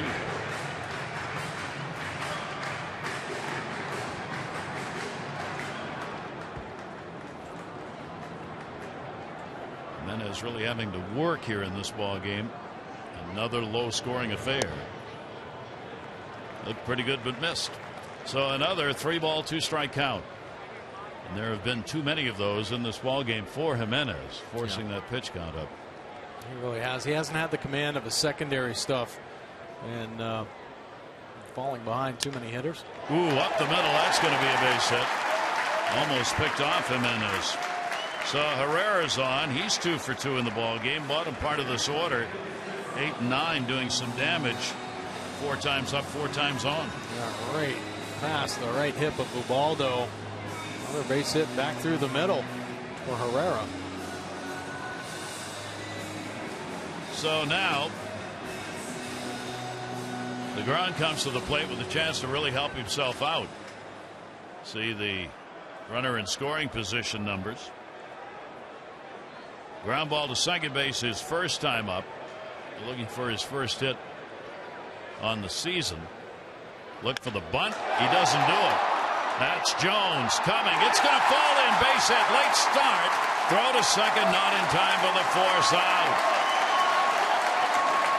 So DeGrom delivers his first hit of the season, and they're loaded with 1 down. DeGrom, nice job helping himself. Gets it up in the air, and Lowe and Jones closing, and they both look like they're going to dive at the same time. They both decide to pull up. That one falls in. Bases loaded. So a key moment in this game. Lowe and Jones, as Mike said, they did hesitate. I'm not sure if a dive would have gotten the ball or not, but neither of them did it because I think they thought the other was going to do it. Right. Granderson's already had a home run, his second of the year, 3rd inning. He hit the ball hard twice to right field. The infield's going to back up. It was in. It moves back with the bases loaded and 1 away. The shift is on, with Manny Machado the only one on the left side in the infield. Double play depth the rest of the way around. Jimenez delivers, and the pitch in the dirt blocked by Joseph, and now Ubaldo Jimenez has got to pull it together. He's got to make a quality pitch here. Granderson took him deep. after falling behind in his last at bat. Sacks are full, 2-0 count. Jimenez delivers, and that's going to miss. And the count is 3-0 with no place to put him. Fourth in the National League in walks. Maybe trying to be a little too fine, just missing the corner there. 3-0 delivery, and he was swinging. How about that? In a 2-0 ball game, Granderson going after it. Look at Granderson this year on the list of plate appearances per walk, 5.94 plate appearances, and he's going to draw a walk. 18 walks on the season for Granderson. A lot of power hitters on that list right there, so respecting the power. And a strike on the inside corner as Granderson thought he was going to have an RBI. That is a great pitch. He wanted that one 2-0, didn't get it. But here, right back to the spot, getting the call. Good movement. Big pitch. 3 balls, 2 strikes, 1 down. Sacks are loaded. The delivery on the way, and the ball will be put in the air to left field. Low, it'll come back to him. Runner tags. Plawecki will score. Throw into the cutoff man. Sac fly. Granderson with a 2 RBI ball game, and the Mets with a 3-0 lead. Well, Ubaldo actually a nice job coming back to get that out. Minimize the damage. Bases loaded and a dangerous hitter and Granderson up. Could have opened the floodgates. Take the out. Sac fly. Minimize the damage. Try to get out of this inning here as Brad Brock gets loose in the Orioles pen. And that brings Dave Wallace, the pitching coach, on the scoot out to the mound. Caleb Joseph came out to talk to him. Got runners at first and second now with 2 away.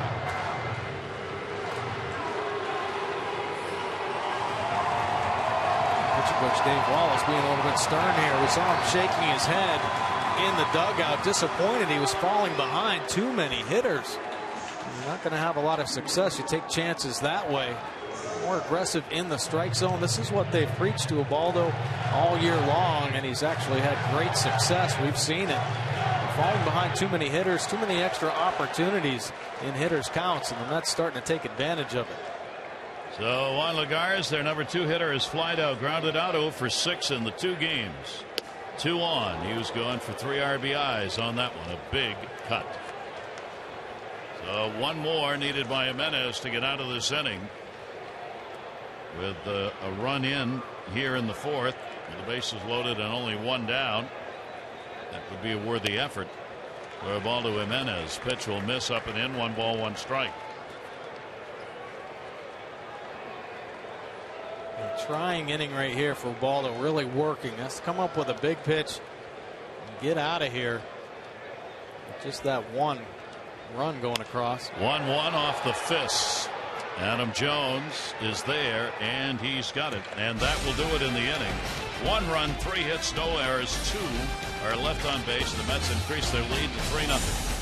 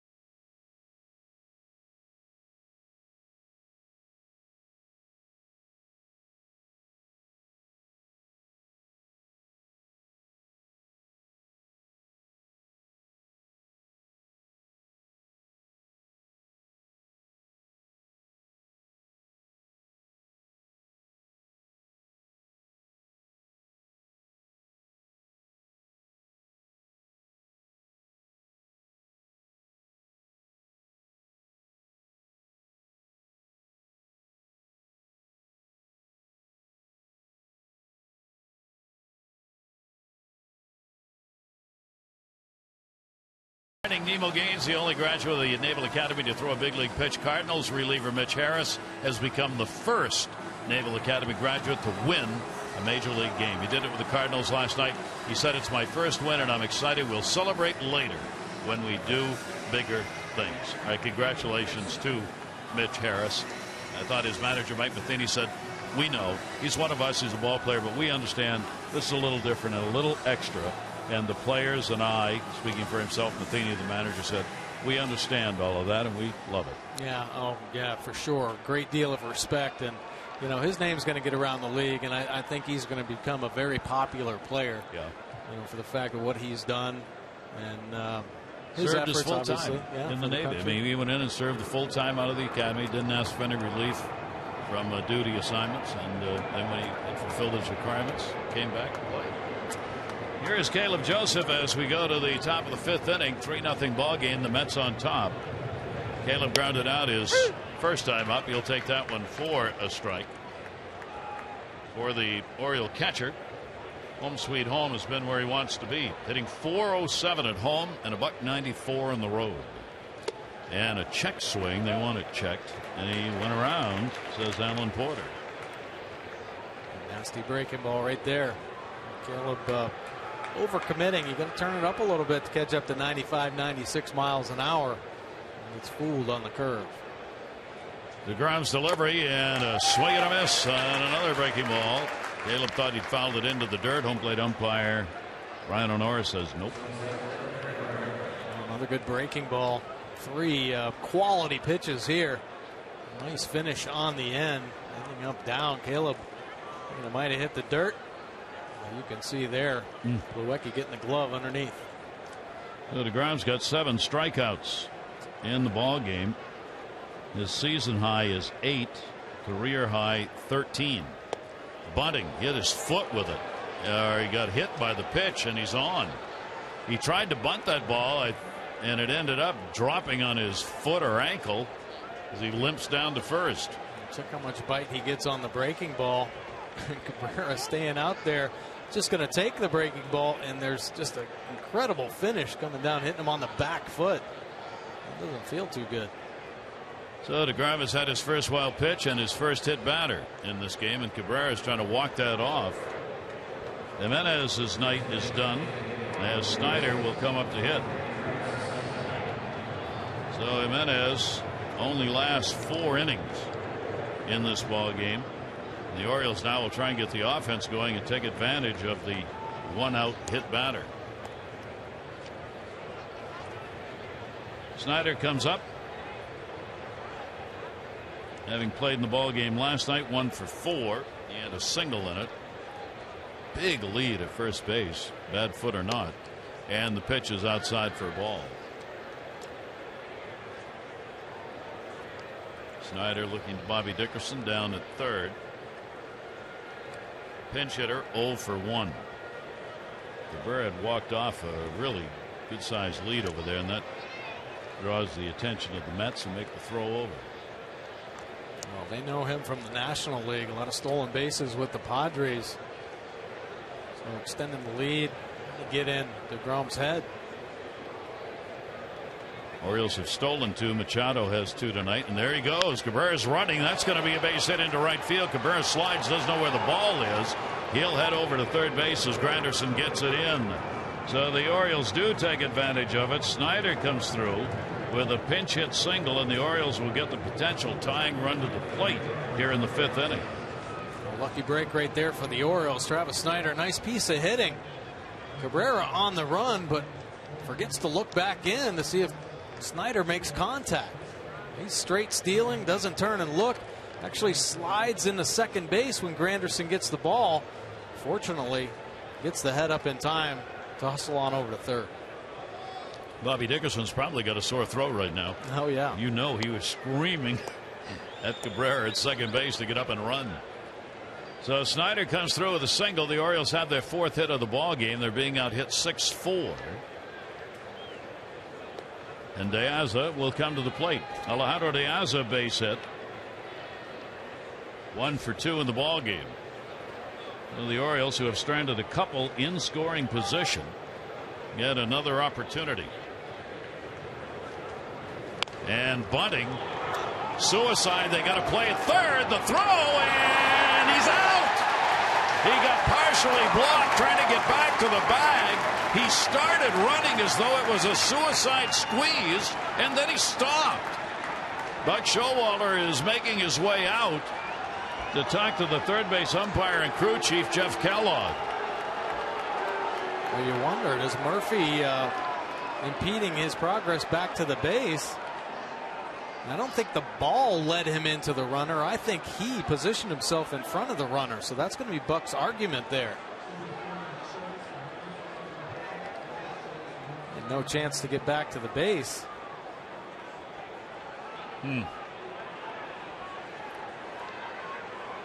Was it interference? Talking about, possible interference down there.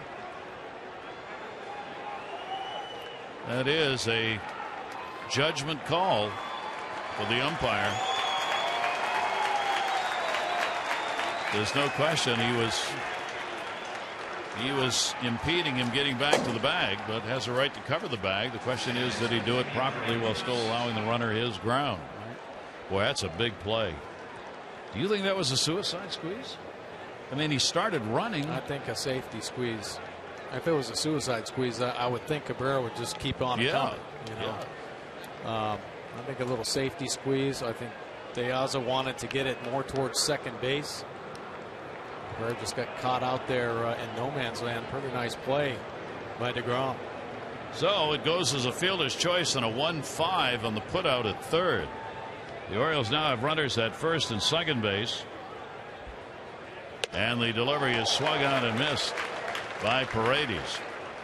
And that play just looms enormous in this game. And the Orioles getting first and third and only one down. Brad Brock's ready to go. He'll be coming on to pitch. Jimenez out of the ball game for the pinch hitter. Snyder down at second base. Diaz is at first. That's going to be a base hit. Bobby Dickerson will wave him home. Snyder will come. Throw's going to come to second base, and the Orioles get a run plated. It's a 3-1 game. The RBI by Paredes. Well, good to push that one across. This has been a trying inning. Orioles threatening. Potentially more runs should be on the board, but hey, scrape out what you can. Try to keep the pressure on. Nice job as Paredes staying hot. So Paredes delivers a big hit here with two down. That's going to be his 11th RBI in his 14th game for Jimmy Paredes. And the Orioles make it a 3-1 ball game and still have runners on at first and third. Dan Warthen, the pitching coach. Terry Collins and the Mets out to have a word as the infield gathers round. Probably not so much about mechanics or an adjustment he has to make, but just to review the scouting report. Adam Jones has been one of the hottest hitters in the game, so make sure you're on the same page and have a commitment to the pitch you're going to throw. Trying to get one of the best hitters in the game out.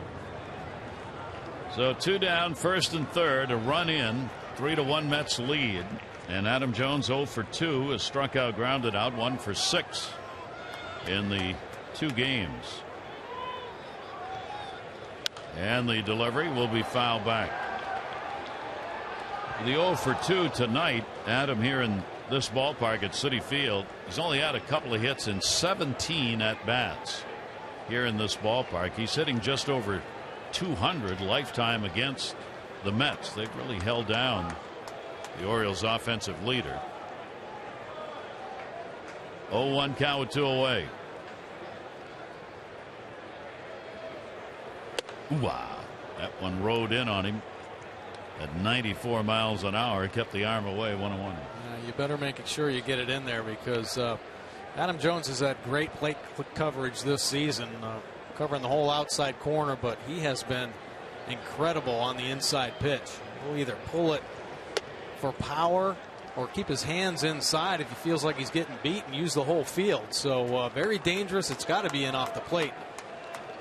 Yeah, missing with that one. Tried the off speed pitch. Didn't get a very good motion on it. Left it way up high. 2-1 strike count. Off first and third. Pitch on the way to Jones. That will be inside. So Adam gets ahead 3-1. Chris Davis waiting on deck. Orioles trying to get that run in. De Aza, the lead runner. Brady's over at first. 3-1. Jones will take it, and they are loaded. That is the first walk DeGrom has surrendered in the ball game. So the Orioles continue to have a chance for a big inning here with Davis coming up. Well, you wonder if that was kind of intentional to try to pitch around Adam Jones and hope he could chase a ball out of the zone. And, DeGrom's been around the plate the whole game. His first walk there, and to load him up for Crush Davis. He's had troubles against lefties this season. He's got 4 grand slams in his career. 2 strikeouts in the game, and the pitch will be taken up high for a ball. So DeGrom seemingly losing it here in the 5th inning. He only needs that one more out to get out of the inning. Big shift on with 2 down. That infield can play as they normally would in this shift. Orioles with the sacks full. 1-0 delivery. Right-hander will miss. And those aren't close, and the count goes to 2-0. Yeah, kind of dragging that elbow, leaving everything up in the zone. And that is danger, especially to a hitter like Chris Davis. Buddy Carlisle warming up in a hurry in the Mets bullpen. Chris, 375 with runners in scoring position on the year. Well above his 267 overall average, which is good. 2-0 count, delivery to him, and a swing and a miss. Foul ball lit off the shin guard. He did get a piece. Just enough movement on that cut fastball, 90 miles an hour. Probably been his best pitch to lefties, locating it well on the inside corner. Again, we remind you, as the coaches confirm, DeGrom has had trouble with the lefties, as Mike mentioned. 379 and 3 home runs coming into the ball game by the left-handers. One plate umpire Brian O'Nora just giving Plawecki, the Mets catcher, a chance to regroup after that foul ball hit him. 2-ball 1-strike count on Davis. Orioles down by 2. 2-1 delivery to it. That's going to miss. So a 3-ball 1-strike count. These pitches out of the strike zone have not been close enough for Davis even to be tempted to swing. You see where they're trying to work him, though. Hard in. Hoping that he'll chase in off the plate. A lot of people on that diamond right now. 3-1 delivery. Davis cuts through it as he went away. 3-2. Well, 4 straight pitches on the inside corner, and that front hip leaks a little bit. DeGrom drops a 2-seamer, 95 miles an hour, that worked itself on the outside corner. So your hips go a little and pull off the ball. 3-2, 2 down, bases loaded. Davis swings and misses. And that will do it in the inning. The Orioles will pick up a run. They had a couple of hits. They will leave the bases loaded on this strikeout by Chris Davis. 3-1.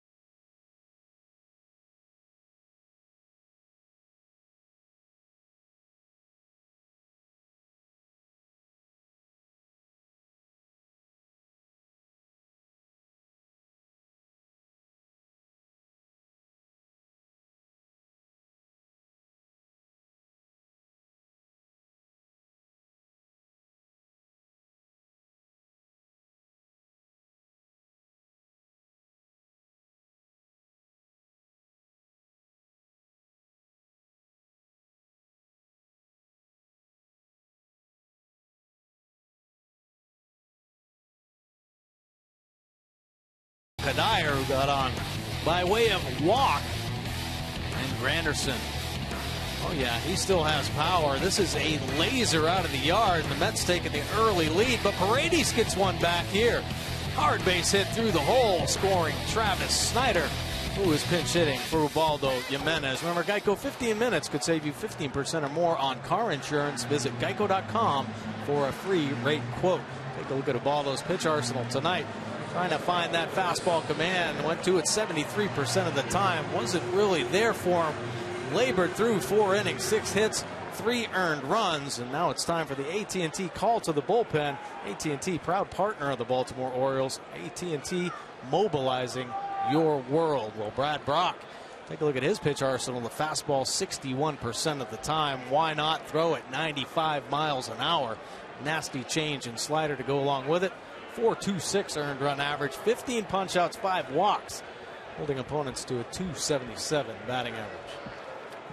Brock in for Jimenez, and the pitch will be taken up high for a ball as Lucas Duda, batting third, will lead it off. Snyder stays in the ball game in right field. De Aza out, so Brock is hitting in the leadoff spot as the pitcher. Snyder batting ninth, and the pitch, that one's going to miss inside. The count goes to 2-0. Brock last worked against the Rays on the 2nd. Came on, picked up a save in that one in an inning and a third without giving anything up. And that one will be fouled away. Against lefty righties, 227. Left-handers against Brock, 320 for right-handers. Brad's been throwing the ball very well. I think everybody in the Orioles bullpen got off to a little bit of a shaky start. Rotation wasn't getting deep. Everybody kind of unstable in their roles, but settling in nicely. That ball hit in the air to left field. Lowe will get there and put it away. And Duda's retired. One away, bottom of the 5th inning. Let's take a look at our minor league report. Cesar Cabral, the left-hander with Norfolk. Yeah, Cabral actually picked up this offseason. He chose free agency. Was with the Yankees. Had a couple stints and pretty erratic, but he has settled down nicely. 12 games, 13 1/3 innings pitched, 17 punch outs, 2 walks. Look at that whip of .45. So the lefty getting around the zone. Brought over to add some more depth. That's our PNC minor league report. Michael Cuddier's single and walk scored a run, 2nd inning, in the RBI by Herrera. 0-1 pitch to him, foul back. This is the magician. I was talking to Michael before the game. He actually donates shows to raise funds for charity causes for the Mets. He's been interested in magic since he was a youngster. He said 10 years old, he thought, when he started. So he does a lot of tricks, puts on shows, and raises some good money. They had an auction of things that players, would do. They'd serve a meal somewhere or whatever to raise money for charities. He got $3,800 to do a magic show. Yeah, he's pretty good at it, I hear. I haven't seen him, but the other players who are around him said he's really good. 1-2 delivery on the way. Reaches for that one and fouls it off at the plate. Cuddyer with a 1-ball, 2-strike count. It's always fun when you find out that other players have other interests besides just baseball. And talking shop, Cuddyer with the magic. I remember Matt Noakes used to have a lot of card tricks and things. We used to go in and watch him do his thing. It's great because you can do it anywhere, anytime to put on a show if you want it. Swung on and missed, and Cuddyer's magic not working there. As Brock will get a strikeout. 2 down here in the 5th inning. Well, so tough to get to this pitch. Cross-body delivery. 3/4 slinging it in there. 94 miles an hour. Dotted down and away. Even the great veteran hitter Michael Cuddyer can't get to that one. So 2 away here in the 5th. That'll bring Murphy up. Murphy is popped out and flied out. He'll go after the first pitch, down and into him for his strike. DeGrom has walked 1 and struck out 8, equaling his season high. Jimenez had the 2 walks, 1 strikeout, and one of those walks scored in the 2nd inning. Ground ball towards second base. Paredes is there, and he will get it. And Brock comes on and retires the side in order. It's the Orioles offense that we're looking for when we come back to the 6th inning.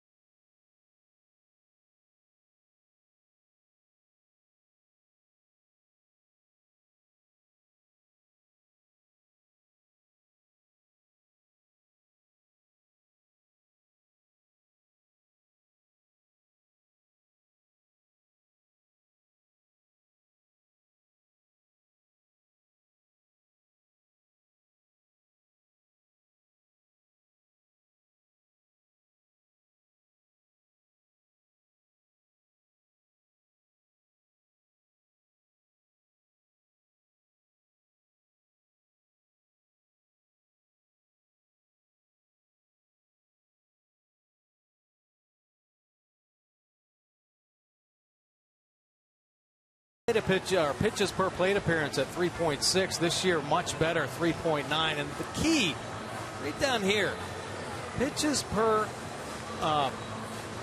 walk, 21.8, 2012 to 2014, 8.9 this year for Manny Machado. He feels stronger at the plate. Certainly more experience has helped him. He's smarter up there. No, he's only had a couple years in the big leagues, but over 300 games now. And he is just soaking it in like a sponge, learning from a lot of the veterans he's been around. And he has a natural, obvious ability to play this game. But when you have other great players around him, he's just learning so much, and it's paying off this season. Manny Machado will take the pitch for a strike. We go to the 6th inning. 3-6-0 for the Mets. 1-5-0 for the Orioles. Big chance for the O's in that 5th inning. They left the bases loaded, getting only 1 run in. The other one, RBI single by Paredes. That one to second. Look at that positioning. Herrera's got it. Ball was stung, but the defensive positioning denies Manny the base hit, and there's one away. This past February, the Orioles served as the mission engagement chair of the American Heart Association Baltimore Heart Ball. Together, the O's and the event chair Sun Trust raised more than $679,000 for cardiovascular disease research, education programs, and advocacy efforts. To learn how you can help, go to Orioles.com/AHA. Here's David Lowe. He will take the pitch up high for a ball.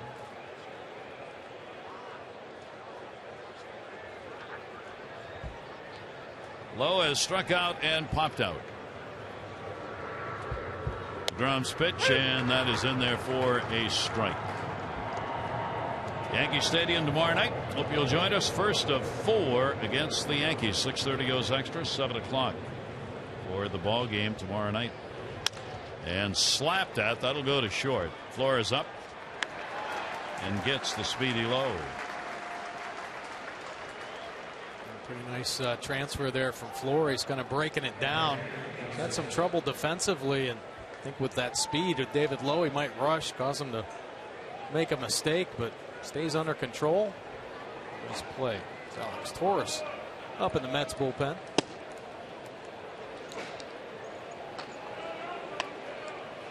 Caleb Joseph. And the pitch will be taken for a strike. Joseph has struck out and grounded out. Looking for his first hit of the series. 0 for 6 against the Mets. 0-1 delivery to him. Scooped as that one bounces. 90 pitches thrown for the Mets starter. The Terry Collins got to be thinking about how far he wants to go here with his Rookie of the Year on the mound. He's thrown as many as 101 pitches this season. He stayed right around that mid-90 mark. 1 ball, 2 strike count. Graham's delivery came inside. A check at first. Whoa! And Alan Porter rings him up on the check swing. That is a 1-2-3 inning. Here's what Porter had to look at from the first base umpire's box. And as we say all season long on most such swings, take your pick.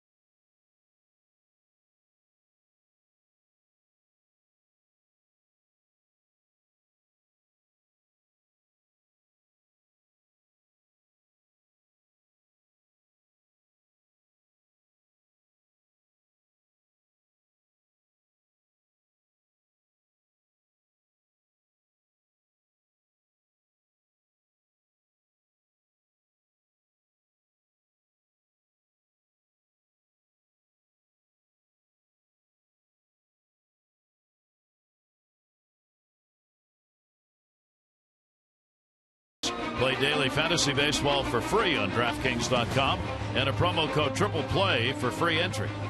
By your local Mercedes dealership. And by Ocean City, Maryland. Put your vacation days to good use in Ocean City, Maryland. Book now at OCOcean.com. Gary Thornton, Mike Bordick with you. Citi Field in Queens is the site. Shea Bridge, named after the older Shea Stadium, which is now gone. Former ballpark, home of the Mets. Here in Queens, just next door. Flores will lead it off. Brock on, retired the side in order in the 5th inning. And the pitch will be taken away. Flores has struck out and grounded out, 1 for 5 against the Orioles. Young man who's getting his chance at short. Ball will be fouled back and out of play. The Mets really had hoped that they were going to be able to turn a deal to strengthen their infield, both defensively and as regards to what might get done at the plate. But that deal that was rumored all off season never got done. That'll be fouled off and hard. Whoa. Into the seats. Two-seamer kind of chasing Flores in while he chased it with a bat hit. Hooked it around that front leg. Right over the Orioles dugout. Oof, that stung foul. 1 ball, 2 strike count to Flores. In the dirt. The rumors were the Mets are going after Troy Tulowitzki, all-star shortstop, Brad Miller, Chris Taylor, Ian Desmond. They were all involved in rumors that the Mets were trying to cut a deal, couldn't do it, so Flores got the job. 2 ball, 2 strike count. Rock's delivery, and that will be fouled back as well. Brad Brock trying to hold it right where it is at a 3-1 ball game. 3-2 last night. Mets coming away with a win in the opener of this short 2-game set. Orioles back at 500. They are 12-12 coming into this ball game. That's the 8th time this year they've been at 500. And that breaking ball is going to miss outside with a hard slider, and the count goes full. Being a little bit more careful here to Flores than you'd expect. All over the place with his offerings. Has mixed it up though. So he tries to finish it. 3-2 delivery, and he will walk it. So that's a leadoff walk here in the 6th inning. In our Major League Notebook, how about one of the odds? The odds at the beginning of the year and the current odds to win the World Series. How about the Astros? Started at 100-1. They're now 18-1. The Royals have dropped down to 7-1. The Mets 14-1. The Orioles are at 16-1. The Dodgers still the favorites at 6-1, and the Phillies have gone 500-1. Put a couple bucks down. What the heck? Milwaukee up, and the throw over to first base. At least the Phillies are heading in the right direction, right? Yeah. Next week they might be 250-1. Yeah, I doubt it. Down. Bet.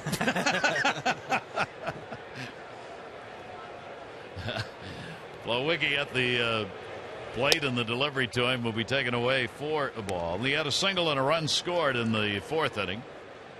He's grounded out. That'll send Caleb Joseph out to have a word. Yeah, yanking that fastball across the outside corner. Keep it more true. Get all that energy heading right towards home plate.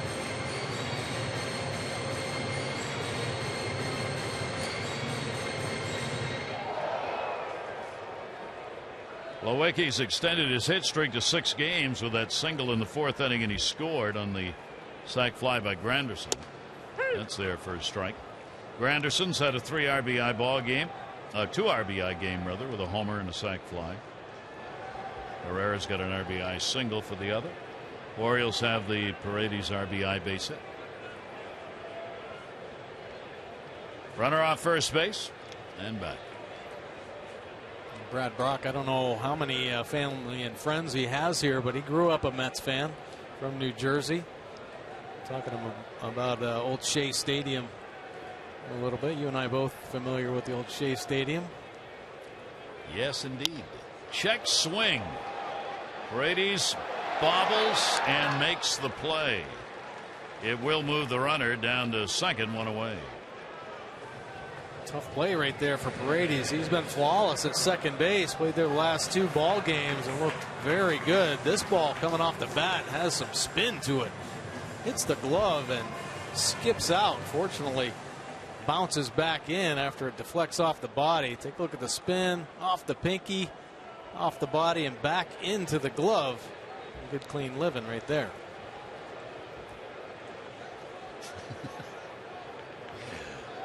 Here's Dilson Herrera. 2 singles and an RBI and a chance to do more damage with a runner at second base and 1 away. A minor league .297 career hitter. And 21 years old out of Cartagena, Colombia. First action last year with the Mets. And now back again. Here's the 0-1 delivery, and that's inside. Almost caught him on the arm. 1 ball, 1 strike count.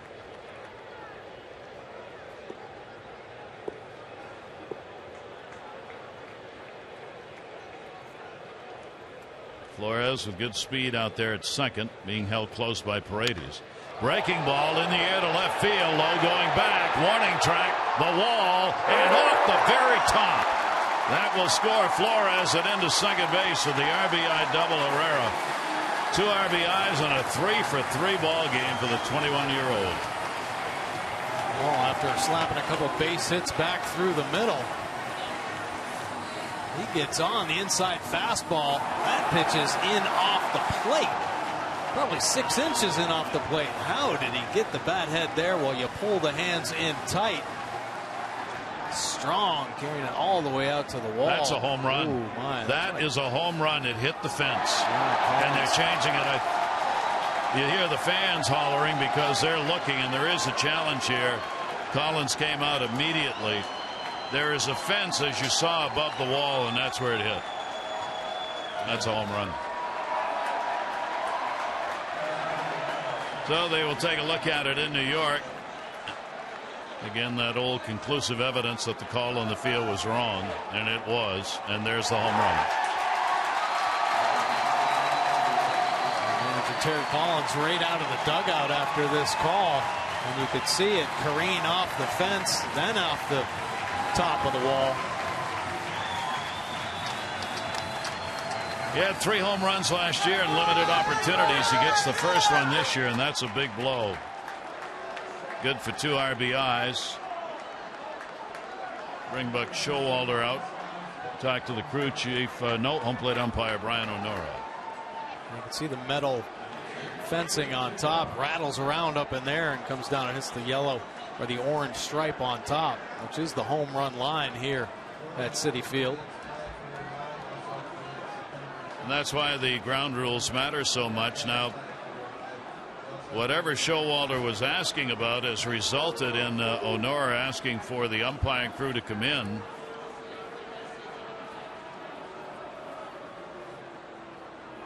See if we can read lips.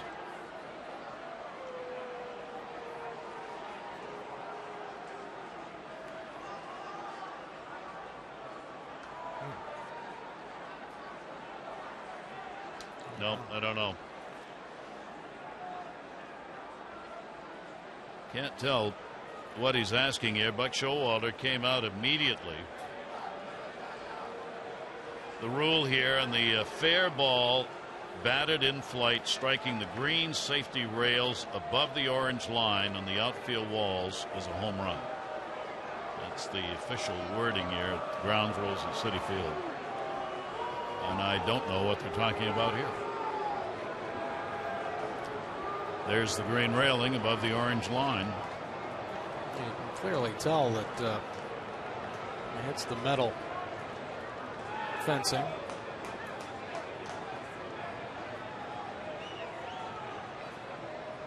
Whatever it is, it's a long discussion. Crew chief is Jeff Kellogg, who's the third base umpire. And that is Jeff, who's with the home plate umpire O'Nora, coming over to Buck Showalter.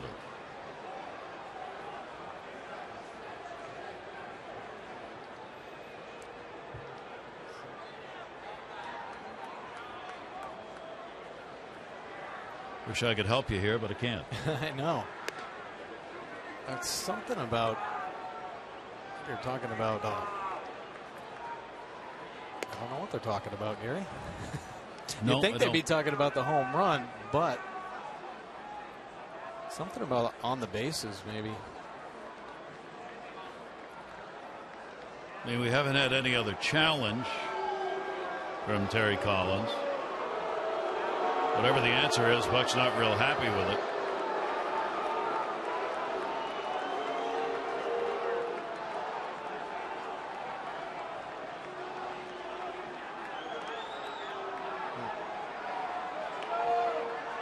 I don't know.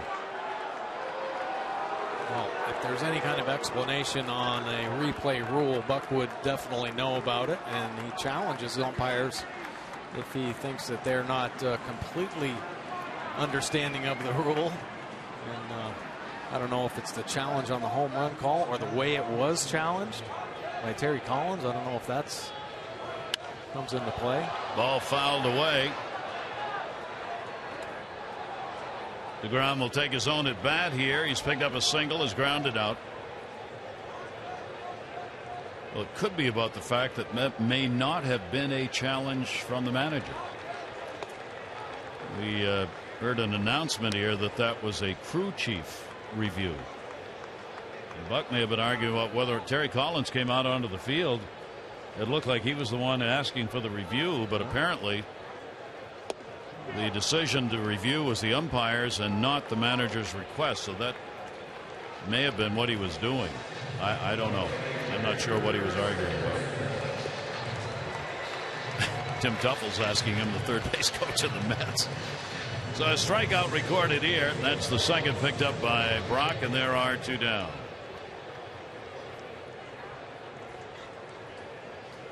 Here is Granderson, 2 away, 2 runs in here in the 6th inning. Leadoff walk to Flores. Only been 3 walks issued in this game. Jimenez issued 2. One of them scored. Brock's issued 1, and that scored.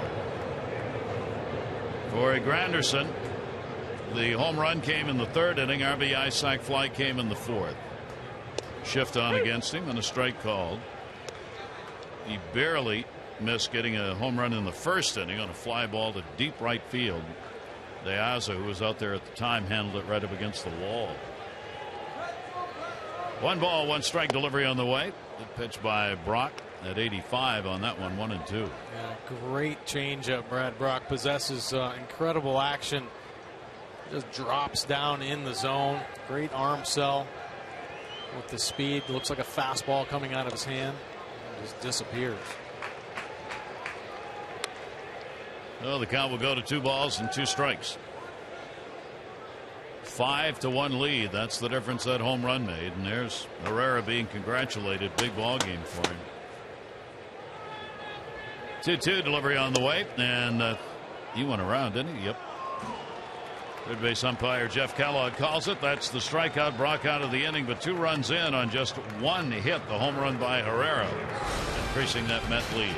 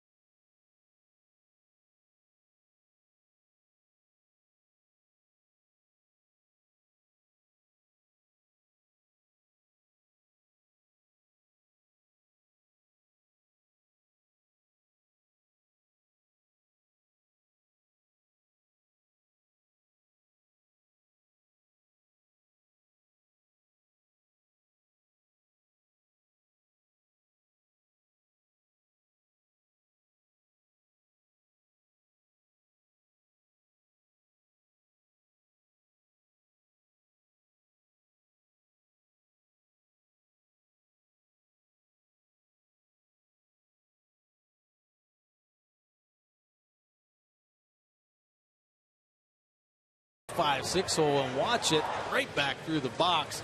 Jimmy Paredes staying red hot as well. Base hit with an RBI there. So the Orioles offense now with a bigger climb here with a 5-1 lead for the Mets. Whether or not they can find a way to get to the starter who keeps moving along here, passing the 100 pitch mark. Jacob deGrom, the 26-year-old, looking for his third win against 3 losses after the 9-6 year last year. He'll be facing Cabrera. Snyder, who came on to pinch hit, is batting 9th now, stayed on in right field. And then Brock will be due up, top of the order. And the pitch will be foul back. Cabrera 0 for 1, hit by a pitch and involved in what could be what is at this moment at least one of the key plays of this game. He got thrown out, pitcher to third, when the Orioles laid down or attempted to lay down a bunt to get a run in on a base hit. That didn't work out. As De Aza put down the bunt, and Cabrera got caught off third base halfway to home, tried to get back to the bag, couldn't. Did he stay in the bag? Yes, he did. Boy, has he done a defensive job over there in this 2-game set. Yeah, big guy showing his athleticism. Flores doesn't set his feet, yanks the throw. Nice job actually making a good pick and then keeping the right foot on the base for the first out. Duda gets it done.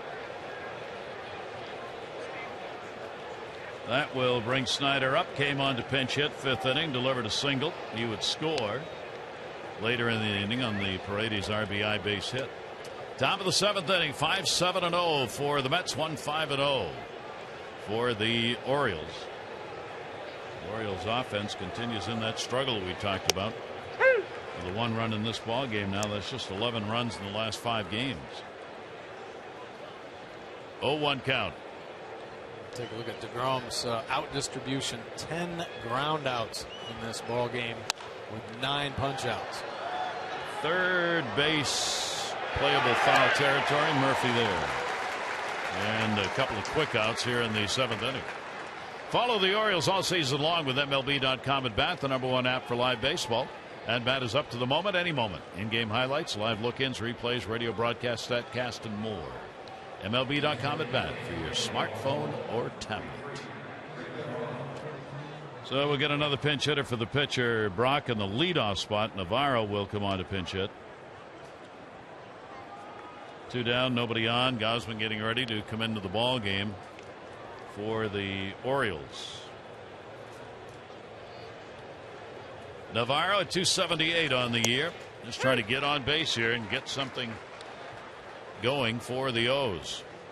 Ground just not giving any ground here. It's gotten a little tougher over the last 2 innings. Set the side down 1, 2, 3 in the 6th. Trying to do it again here in the 7th. Orioles a couple opportunities in this ball game. You mentioned the Cabrera blunder over there at third base.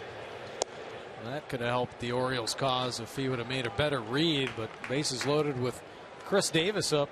deGrom comes up with a big strikeout, so some opportunities, just unable to come up with a big hit. And a swing and a miss on the 85-mile-an-hour delivery. The best changeup that he's thrown in the ball game. 2-2 delivery on the way, and that'll be a base hit. So 2 for 2 as a pinch hitter this season for Navarro.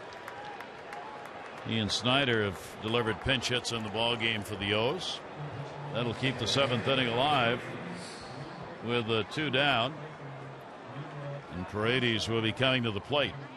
But boy, that home run by Herrera just gives Terry Collins Ball Club and his starter that much more breathing room in this game. Yeah, big home run.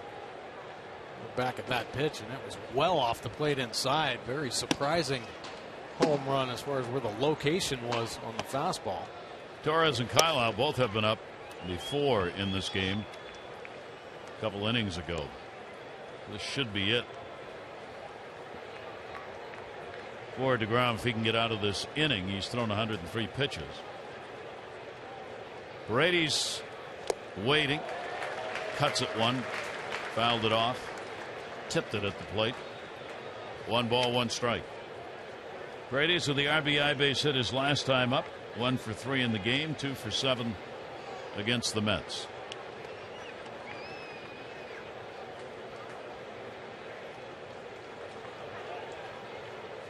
DeGrom with a look over to first.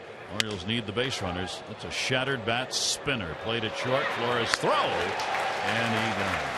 So the Orioles gone. No runs on 1 hit, no errors. 1 left on base. 7th inning stretch time from Queens with the Mets on top.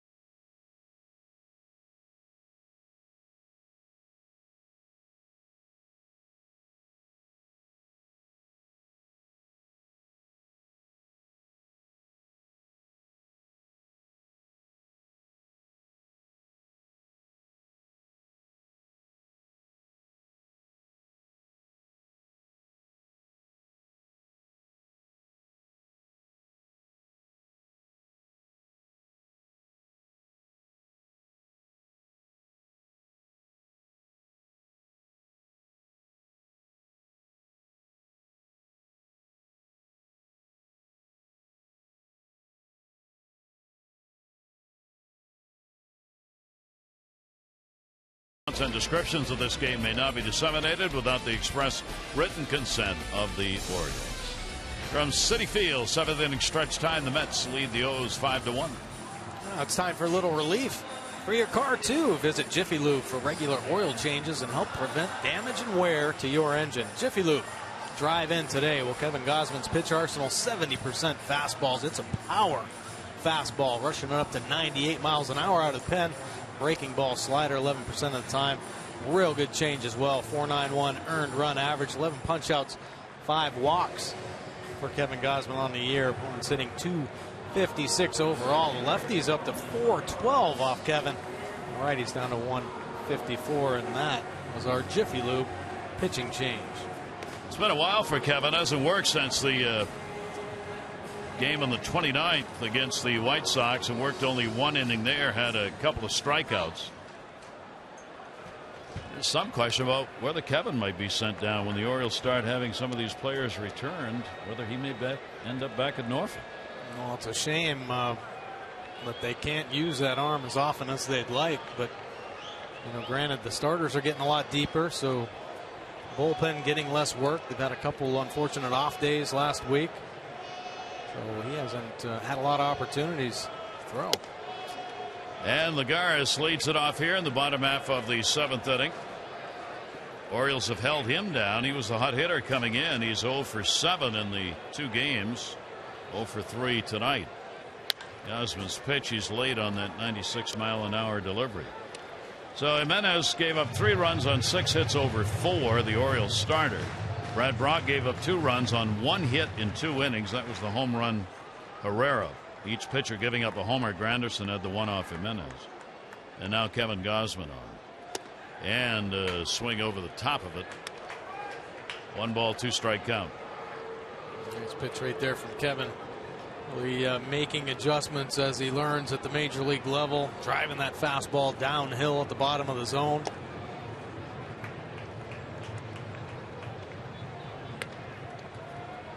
Orioles have left 8 on base in this ball game. 4 of those have been in scoring position. 5 have been left on by the Mets, 2 in scoring position. 2 balls, 2 strikes. Gosman's pitch toy will be outside, and the count goes full, 3-2. 100 miles an hour. Kevin Gosman. Temperature is actually going up tonight. We started at 64 degrees, 66 now. 3-2 pitch on the way. Center field, Jones. Adams got it for the out. 1 down here in the bottom half of the 7th inning. Tough play for center fielders. A ball hit directly over their head. You really have to have a good drop step. Well, as we've seen for a number of years now, Adam Jones, one of the best in the game. Brilliant game defensively yesterday. Talking to Wayne Kirby about Adam and his center field prowess, and he says, you know, he acts like he's a shortstop out there. He was signed as a shortstop, so his pre-pitch, much like an infielder, gets his feet off the ground and active, allows him to create those angles a lot quicker than many outfielders. And given a chance someday, if he'd love to play 1 inning, 1 game, 1 play at shortstop. Oh, he'd love it, wouldn't he? He can't take enough ground balls at short when they let him, when they don't catch him. Here's Lucas Duda. Duda off the end of the bat. 0 for 3 in the ballgame, 1 for 7 in the series. Duda's played an outstanding defensive game at first. 1 ball, 1 strike count. He's probably saved his infielders at least 3 errors with plays at first base in these 2 games. Shift on against him in the infield. Outfield pretty much straight up. 1-1 delivery by Kevin Gosman. Over the top of that one, 1-2. Well, nice change. Good action at the bottom of the zone. Swinging right over the top of that pitch.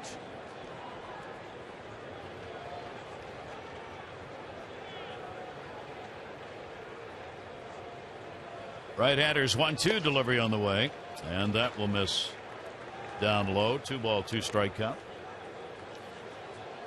Major League Baseball is spending so much time trying to hustle the game along and hoping to increase the offense. I was looking at some of the numbers today as far as runs per game. Almost exactly what it was last year. 4.22 runs per game this year, 4.08 last year. Swung on and missed. Gosman will get the strikeout. 2 down, 7th inning. In fact, all of the numbers are almost exactly the same as last year offensively. Kevin Gosman, a couple change-ups to Duda, and then a power fastball driving it down through the bottom of the zone. Duda swinging over the top of that. Maybe the one good thing offensively is the strikeouts have not increased. They are just what they were at the end of last year. 20% of the time batters strike out, which has of course been increasing on a yearly basis for 10 years. 0-1 count. Kadire, 2 down, nobody on. Kadire's walked and scored, singled down the line and foul. The pitching just seems like every arm that comes out of the bullpen is throwing in the mid-90s. Kevin Gosman touching 100, 99 on that last pitch. Power arms out there. 0-2 delivery on the way, and that one will be down low for a ball. We'll have Carlos Torres coming on to pitch for the Mets when we go to the 8th inning. DeGrom, their starter, saw his way through 7. And that one nubbed foul off the handle. So Gosman ahead on the count here. Ball and 2 strikes.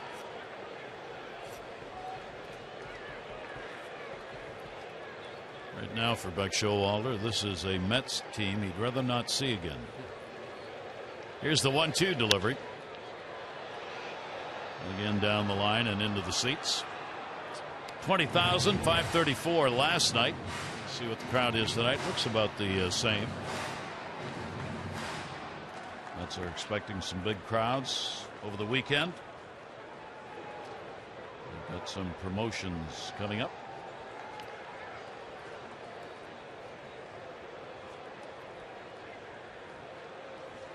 One ball, 2 strike delivery on the way, and that one's going to be chopped foul. Mets will be taking off for Philadelphia. They've got games coming up there Friday, Saturday, and Sunday. Phillies are a team everybody wants to play. That's not fair to say, but it's just they have not been good, and that's fouled off. No idea how Kadyr's getting to those pitches. Fastballs 97 miles an hour running in off the plate. Good 6 or 8 inches in there. That's the changeup diving in, somehow able to keep this at bat alive. Kevin Gausman's 1-2 pitch to him will be up high. The Gausman extended here against Kadir, who's had some pretty good at bats. They've been long, and the single walk and a run scored and a strikeout, they've been successful, and that's going to be inside. So Kadir takes it full, 3 balls and 2 strikes. Trying to get on here with 2 down in the 7th inning.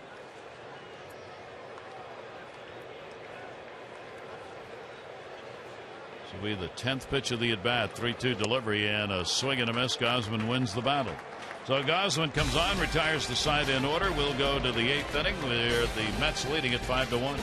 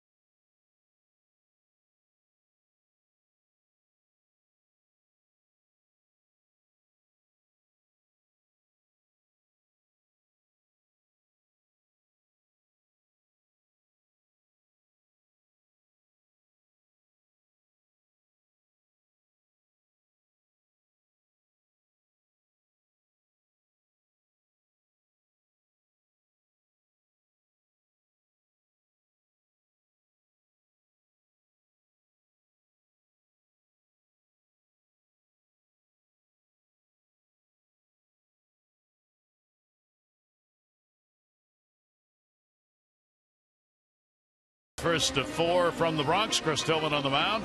And Nathan Eovaldi will be there in game 1. Our coverage on MASN, 6:30 O's Extra, presented by Jeep, followed by game coverage at 7. All the access you need right here on MASN. Now take a look at tomorrow's starters. Chris Tillman went off a really good start, one of his better ones of the year, 6 2/3, just 1 earned run. Eovaldi having a good year himself, 2 wins on the season, 3.81. No decision in his last start against the Orioles back on April 15th. And the Orioles able to get him for a couple earned runs and 5 innings pitched. Hey, nice sign. So the starter out, Carlos Torres coming on to do the pitching. Yeah, take a look at his pitch arsenal. Fastball 90% of the time, and the breaking ball 10%.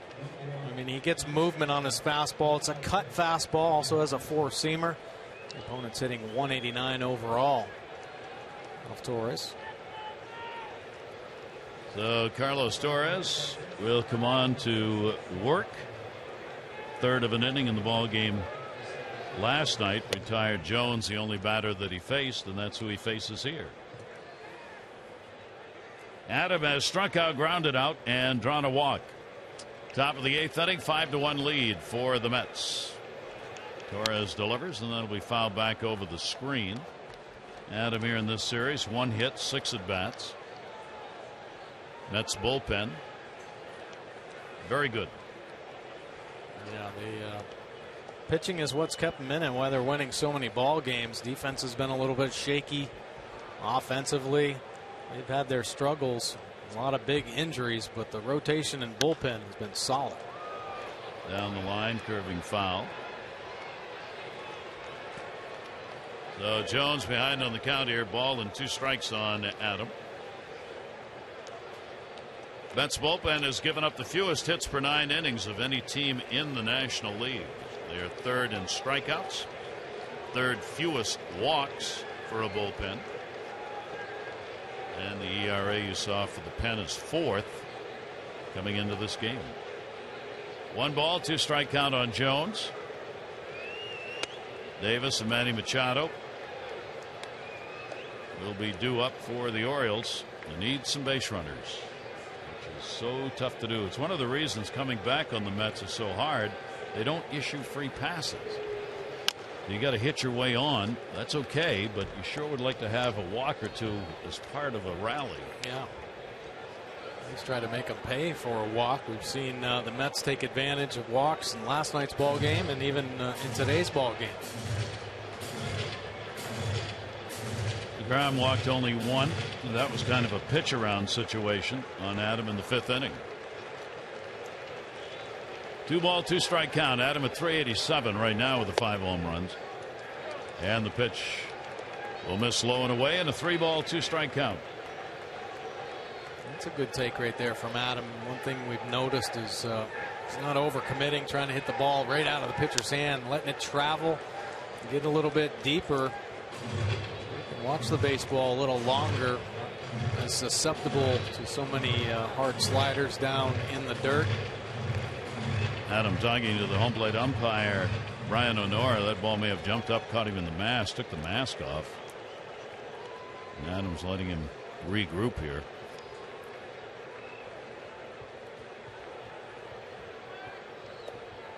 Usually it's the umpire giving a catcher a reprieve. That time it's Adam giving the umpire a chance to get it together. 3-2 delivery, fouled off. So the count will stay at 3-2. Adam working the reliever here for at least 9 pitches in this at bat. Torres, 92 innings last year. Tied for 9th in appearances in the National League. 3 ball, 2 strike delivery on the way, and that's the 3rd. Right at him. Murphy's there. Let's take a look at this date in baseball history in our Major League Notebook. In 37, fans at the Polo Grounds in Ebbets Field saw the Hindenburg fly over on its way to New Jersey, where it would erupt in flames. And in 1984, Cal Ripken Jr. completed the cycle. He had a 9th inning home run, and he became only the 2nd Oriole to hit for the cycle, joining Brooks Robinson, who had done it in 1960. Can you imagine what those fans must have thought when they got the news later? That ball against the shift's going to fall in for a base hit, so Davis is on. After striking out 3 times, he delivers a 1-out single here in the 8th inning. That, of course, was the maiden voyage of the Hindenburg. Came in over New York to get a view of the city. Both ball teams happened to be playing afternoon games, the Dodgers and the Giants, at the Polo Grounds in Ebbets Field. And then not very long later on that landing, trying to tie it up in New Jersey, at Lakehurst, New Jersey, 36 passengers were killed in that explosion of the Hindenburg.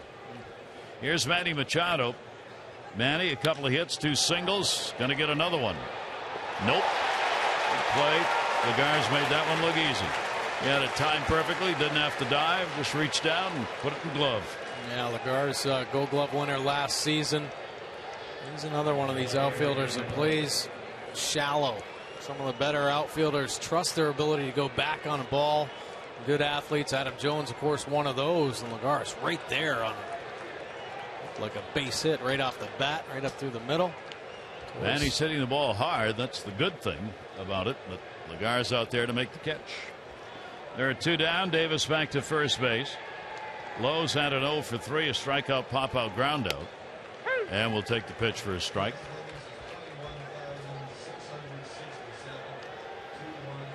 Jason Garcia up in the Orioles bullpen. 0-1 delivery on the way. Off the fist and foul. 8th inning, 5-1 with the Mets on top. Orioles picked up the 2 runs on 7 hits last night. 1 run on 7 hits so far tonight. Chris Davis with number 7. That one's going to miss inside. 21,667 tonight. Almost the same as last night. 21,667 here at Citi Field. And they get a great weather night to watch a ball game. Yeah, very comfortable. 1 ball, 2 strike count on low. Davis, what was that? Torres with a throw over to first base. Yeah, you wonder. Maybe one time in his career he's probably stepped off and like that and picked somebody off. So hey, why not try it again? Then came back with a changeup at 81 and gets a strikeout. No runs on 1 hit, no errors, 1 left on. We go to the bottom of the 8th.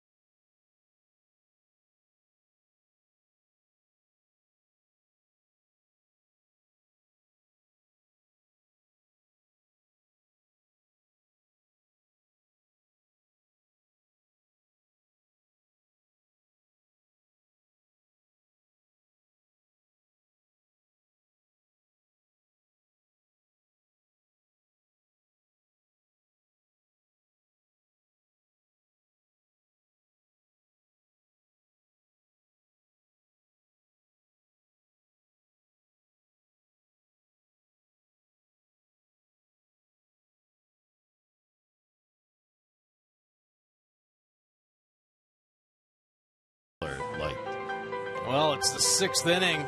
Flores on, and Herrera, the 20-year-old, gets a Brad Rock fastball in off the plate and creates some separation. Orioles were in fighting distance, very close.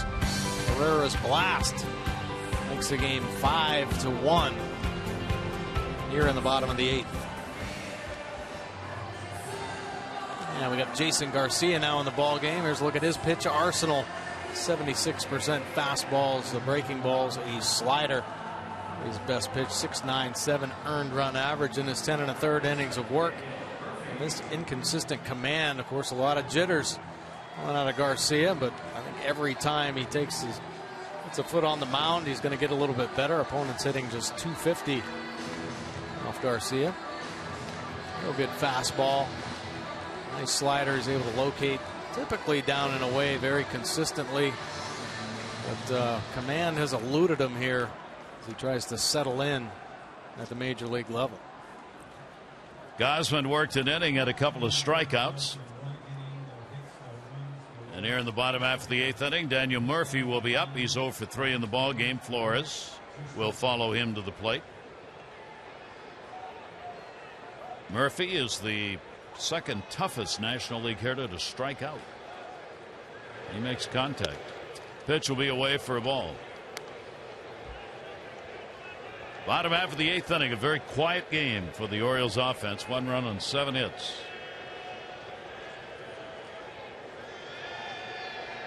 1-0 pitch on the way, and that will be fouled away. 1 ball, 1 strike count. Murphy, who moved from 2nd to 3rd with David Wright out. They hope Wright's going to be back within 10 days, if not sooner. Their all-star 3rd baseman. Pitch up high. Games they win while he's not available are just big pluses for the Mets. Yeah, they miss Dave Wright, the captain, team leader here in New York for the Mets. And they miss his presence on the field and obviously in the lineup. Broken back ground ball. Paredes has it over to Davis. Murphy is retired. One down in the 8th inning. Paredes has got to be making Buck Showalter feel more comfortable. Handling his chances here last 2 ball games. Looking smooth.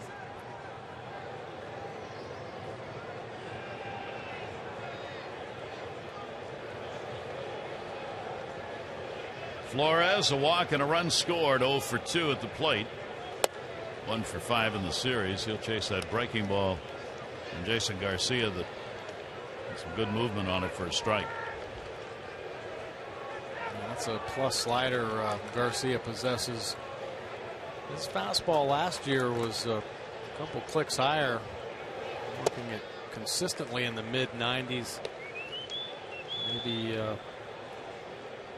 maybe just dead arm right now. But Buck Showalter hoping that velocity gets up a little bit. He hasn't worked since the 26th at Boston. 2 innings, couple of hits, 4 runs, 3 of them earned. Down the line, no, just foul, just missed the chalk.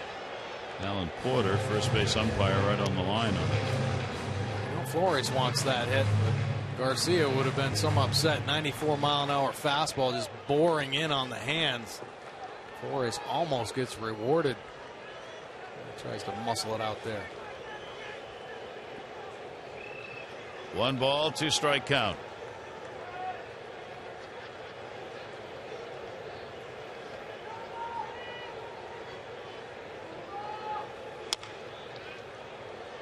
Golfs that one foul. Jimmy Tuffle will make the fine play. And a 1 ball, 2 strike count. 1 down here in the 8th. Ball game that's kind of died at its tracks here as we've gone along in the late innings. There just hasn't been anything going on. Credit the pitching. 1-2 delivery. Check swing he went. Home plate umpire will make that call. 2 down. 2 away. And in our Major League Notebook, we had to get this in. In our Say What page, only Clint Hurdle. Pirates are struggling right now. Clint said if I was going to sit everybody struggling right now, we wouldn't be able to put enough guys on the field.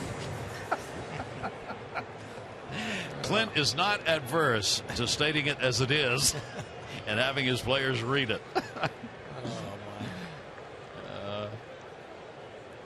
2 down. Plawecki up and a check swing and a strike called on it. He's had a single, a walk, and he's grounded out. It's pretty bad when you don't have enough guys to field who are playing well enough to be put in the lineup.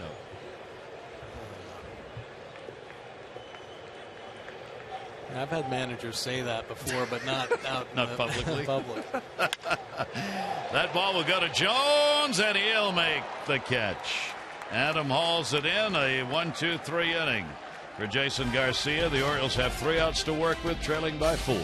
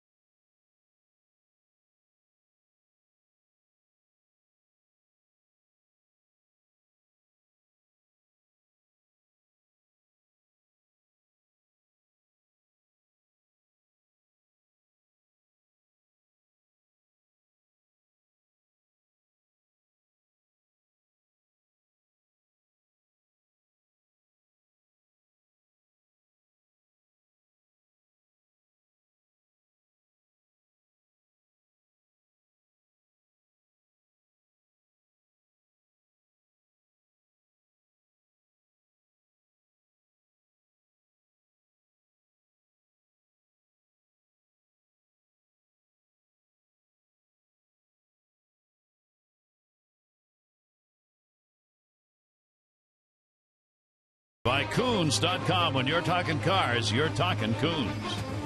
And by PNC for the Achiever Indian. Quiet night. Queens looking in towards the borough of Manhattan. Mets lead it by a score of 5-1. Yeah, going to the bullpen again. Alexander Torres in. Take a look at his pitch arsenal. The fastball 71% of the time. It's four-seamer 91 to 94. A little bit of a tail on it. Breaking ball is a slider just 1% of the time. But good changeup.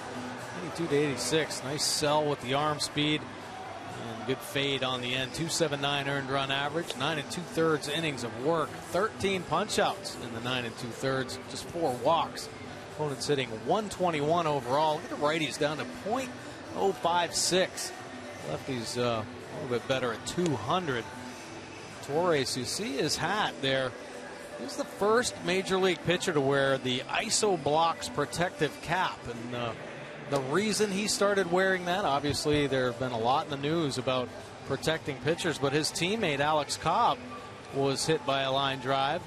And when this hat came out, he said, I'm going to wear one. There you go. One of the few to do it. Yeah. So Torres on to pitch. He has allowed just 1 run last 9 1/3 innings. Acquired from the Padres March 30 for a minor league right-hander and a player to be named later to bolster the bullpen. So the Orioles down 5-1 bat here in the 9th. Caleb Joseph, Cabrera, and then Snyder due up against the left-hander. Ball will be foul back on the first pitch delivered. For Caleb, he's hit 4 for 12 off the lefties.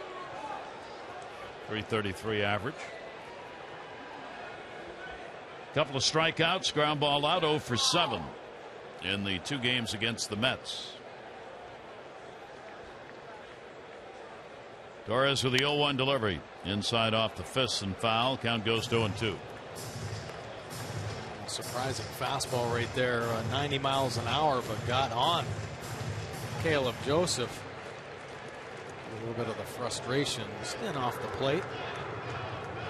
Mets are trying to go 13-3 here at home. One of the best home starts in franchise history if they can get the win here in this ballgame. 0-2 delivery is going to be away. And the reason they're playing so well at home, the numbers offensively, they're scoring 4.1 a game here, 3.5 on the road, so a half a run better at home offensively.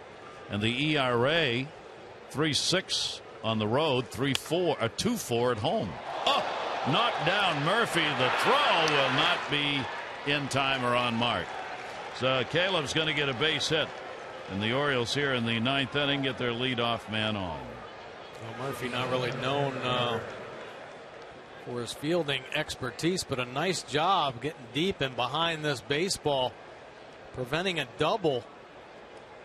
It stays with it. Ill-advised to throw that ball. He's going to eat that one. Only the second time the Orioles have had the leadoff man on in the ballgame. Cabrera 0 for 2 and hit by a pitch. Orioles actually out hitting the Mets now 8-7. But the Mets have had the big hits in the ball game, 2 home runs, Granderson and Herrera. 3 RBI ball game for Herrera, 2 RBI game for Granderson. 1-0 delivery, and that's going to be up high. Torres missing by a lot, and the count goes to 2-0. With Cabrera will certainly take a walk here.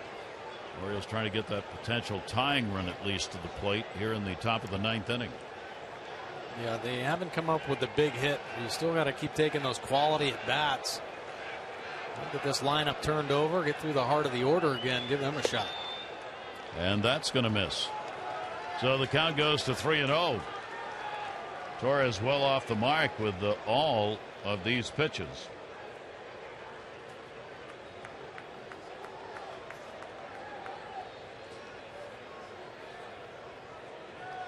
I don't believe there'll be a take on here. It was. It's there for a strike. Torres not the best command in his career. It's Familia closer warming up in the Mets bullpen. Picked up his 11th save last night in 11 chances on the year. 3-ball, 1-strike count. Not a safe situation yet. 3-1 delivery on the way, and puts that one down the middle. And a 3-ball, 2-strike count from Torres. Duda's playing off the bag at first in front of the runner, trying to cut down the chance for a slice on a ground ball down to first. And Joseph not going to run on any of those other pitches. 3-2, nobody out. Caleb not going here, and the pitch is grounded to second base. Herrera, 1. There'll be only 1. Cabrera on a first fielder's choice. Nice job by Torres to come back after he fell down or behind 3-0. Good play by Herrera, the power feed to get the lead out. And Steve Pearce will come on. Snyder due-up would have been a left-handed bat. So Buck Show wants a right-hander, and Terry Collins wants to go to the bullpen. So the manager's matching it up here in the top of the 9th inning.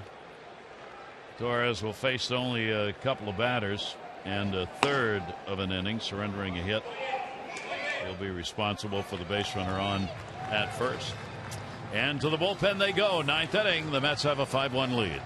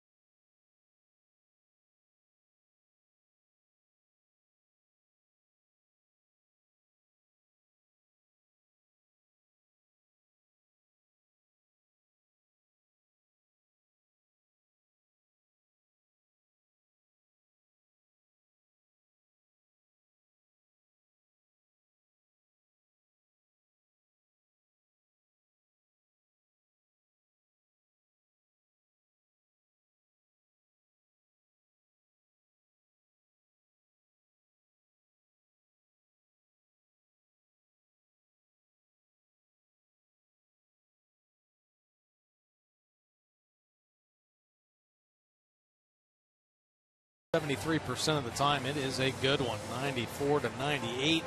Breaking ball is the slider. Thrown a changeup, but he does have a splitter in the back pocket. I guess we will see it eventually. 1.88 earned run average. There you go. 11 for 11 in save opportunities. 17 punch outs and just 3 walks. So he is another one of the Mets arms that is aggressive in the strike zone, holding opponents to just a 109 batting average. Susceptible to the long ball. Chris Davis got him last night. So Jerry's Familiar comes on. Try and record the final 2 outs here in the 9th inning. The Orioles have Cabrera on at first base. Pearce will stay on as the pinch hitter. And right-hander against right-hander. So good to see that Steve is feeling well enough to get back into action here after the food poisoning bout he went through. As a pinch hitter, he's gone 0 for 2 in the year. Hitting just 183, couple of home runs, 9 RBIs. Pearce at the plate, Cabrera at first. They won't hold the runner, and the pitch will be in there for a strike. And Steve Pearce kind of grinding through here. The first month of April, batting average not where he'd like it to be, but his last few games he's made really good contact. Not a lot to show for it, but much better swings from Pearce. Chopper that'll be fouled off, and he drops the bat. That hurt him. Hit him on the leg or foot. Miserable couple days here for Steve Pearce. Laid up with the illness, and then a whistle on a foul ball down off the foot. Jerry Mejia was supposed to be the closer for the Mets. Got to opening day on the DL. In step Familia. And what a job he's done. 0-2 count. Pierce getting the advantage of Brian O'Nora, cleaning the plate off scrupulously. Every bit of dirt has been removed.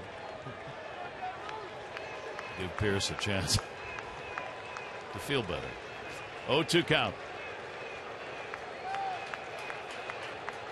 Cabrera the lead at first, due to behind him. Familia with the delivery and a swing and a miss. And that is a hard, true slider. Pretty impressive finish on the end. Hard, tight, with the tilt and the depth at 88 miles an hour to get Steve Pearce. Delman Young will be the pinch hitter, with the pitcher hitting in the leadoff spot for the Orioles. 2 down, runner on at first. Mets looking to take both of these against the Orioles. And the pitch will be down low for a ball. Last 4 games played here against the Mets, 0 for 4, scoring 5 runs. 1 of them tonight, 2 of them last night. Familia with a 1-0 pitch. If the Mets win this, they will have won 8 consecutive games against the Orioles.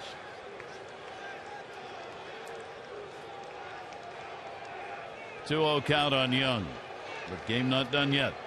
Brady's waiting on deck. Jimenez would take the loss if the Orioles lose this ball game. The starter only went 4 innings, 3 runs, 6 hits. He'd be 2-2. Ground ball towards left field, base hit. So Delman Young delivers.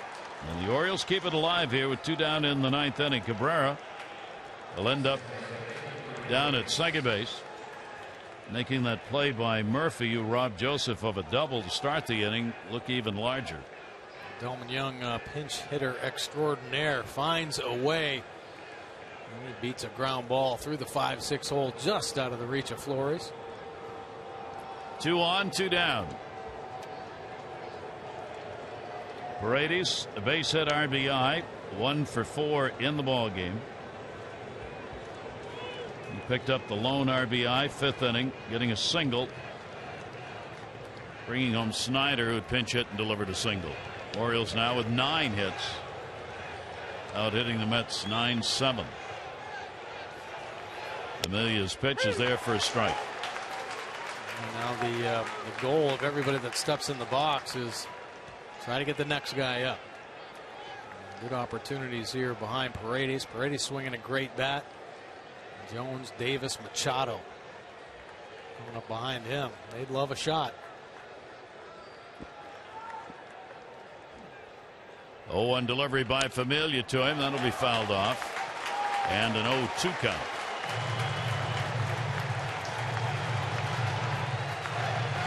Jacob deGrom would be the winning pitcher and go 3-3 if he can get it. His bullpen can get it for him. Cabrera, lead runner down at second base. Delman Young on at first.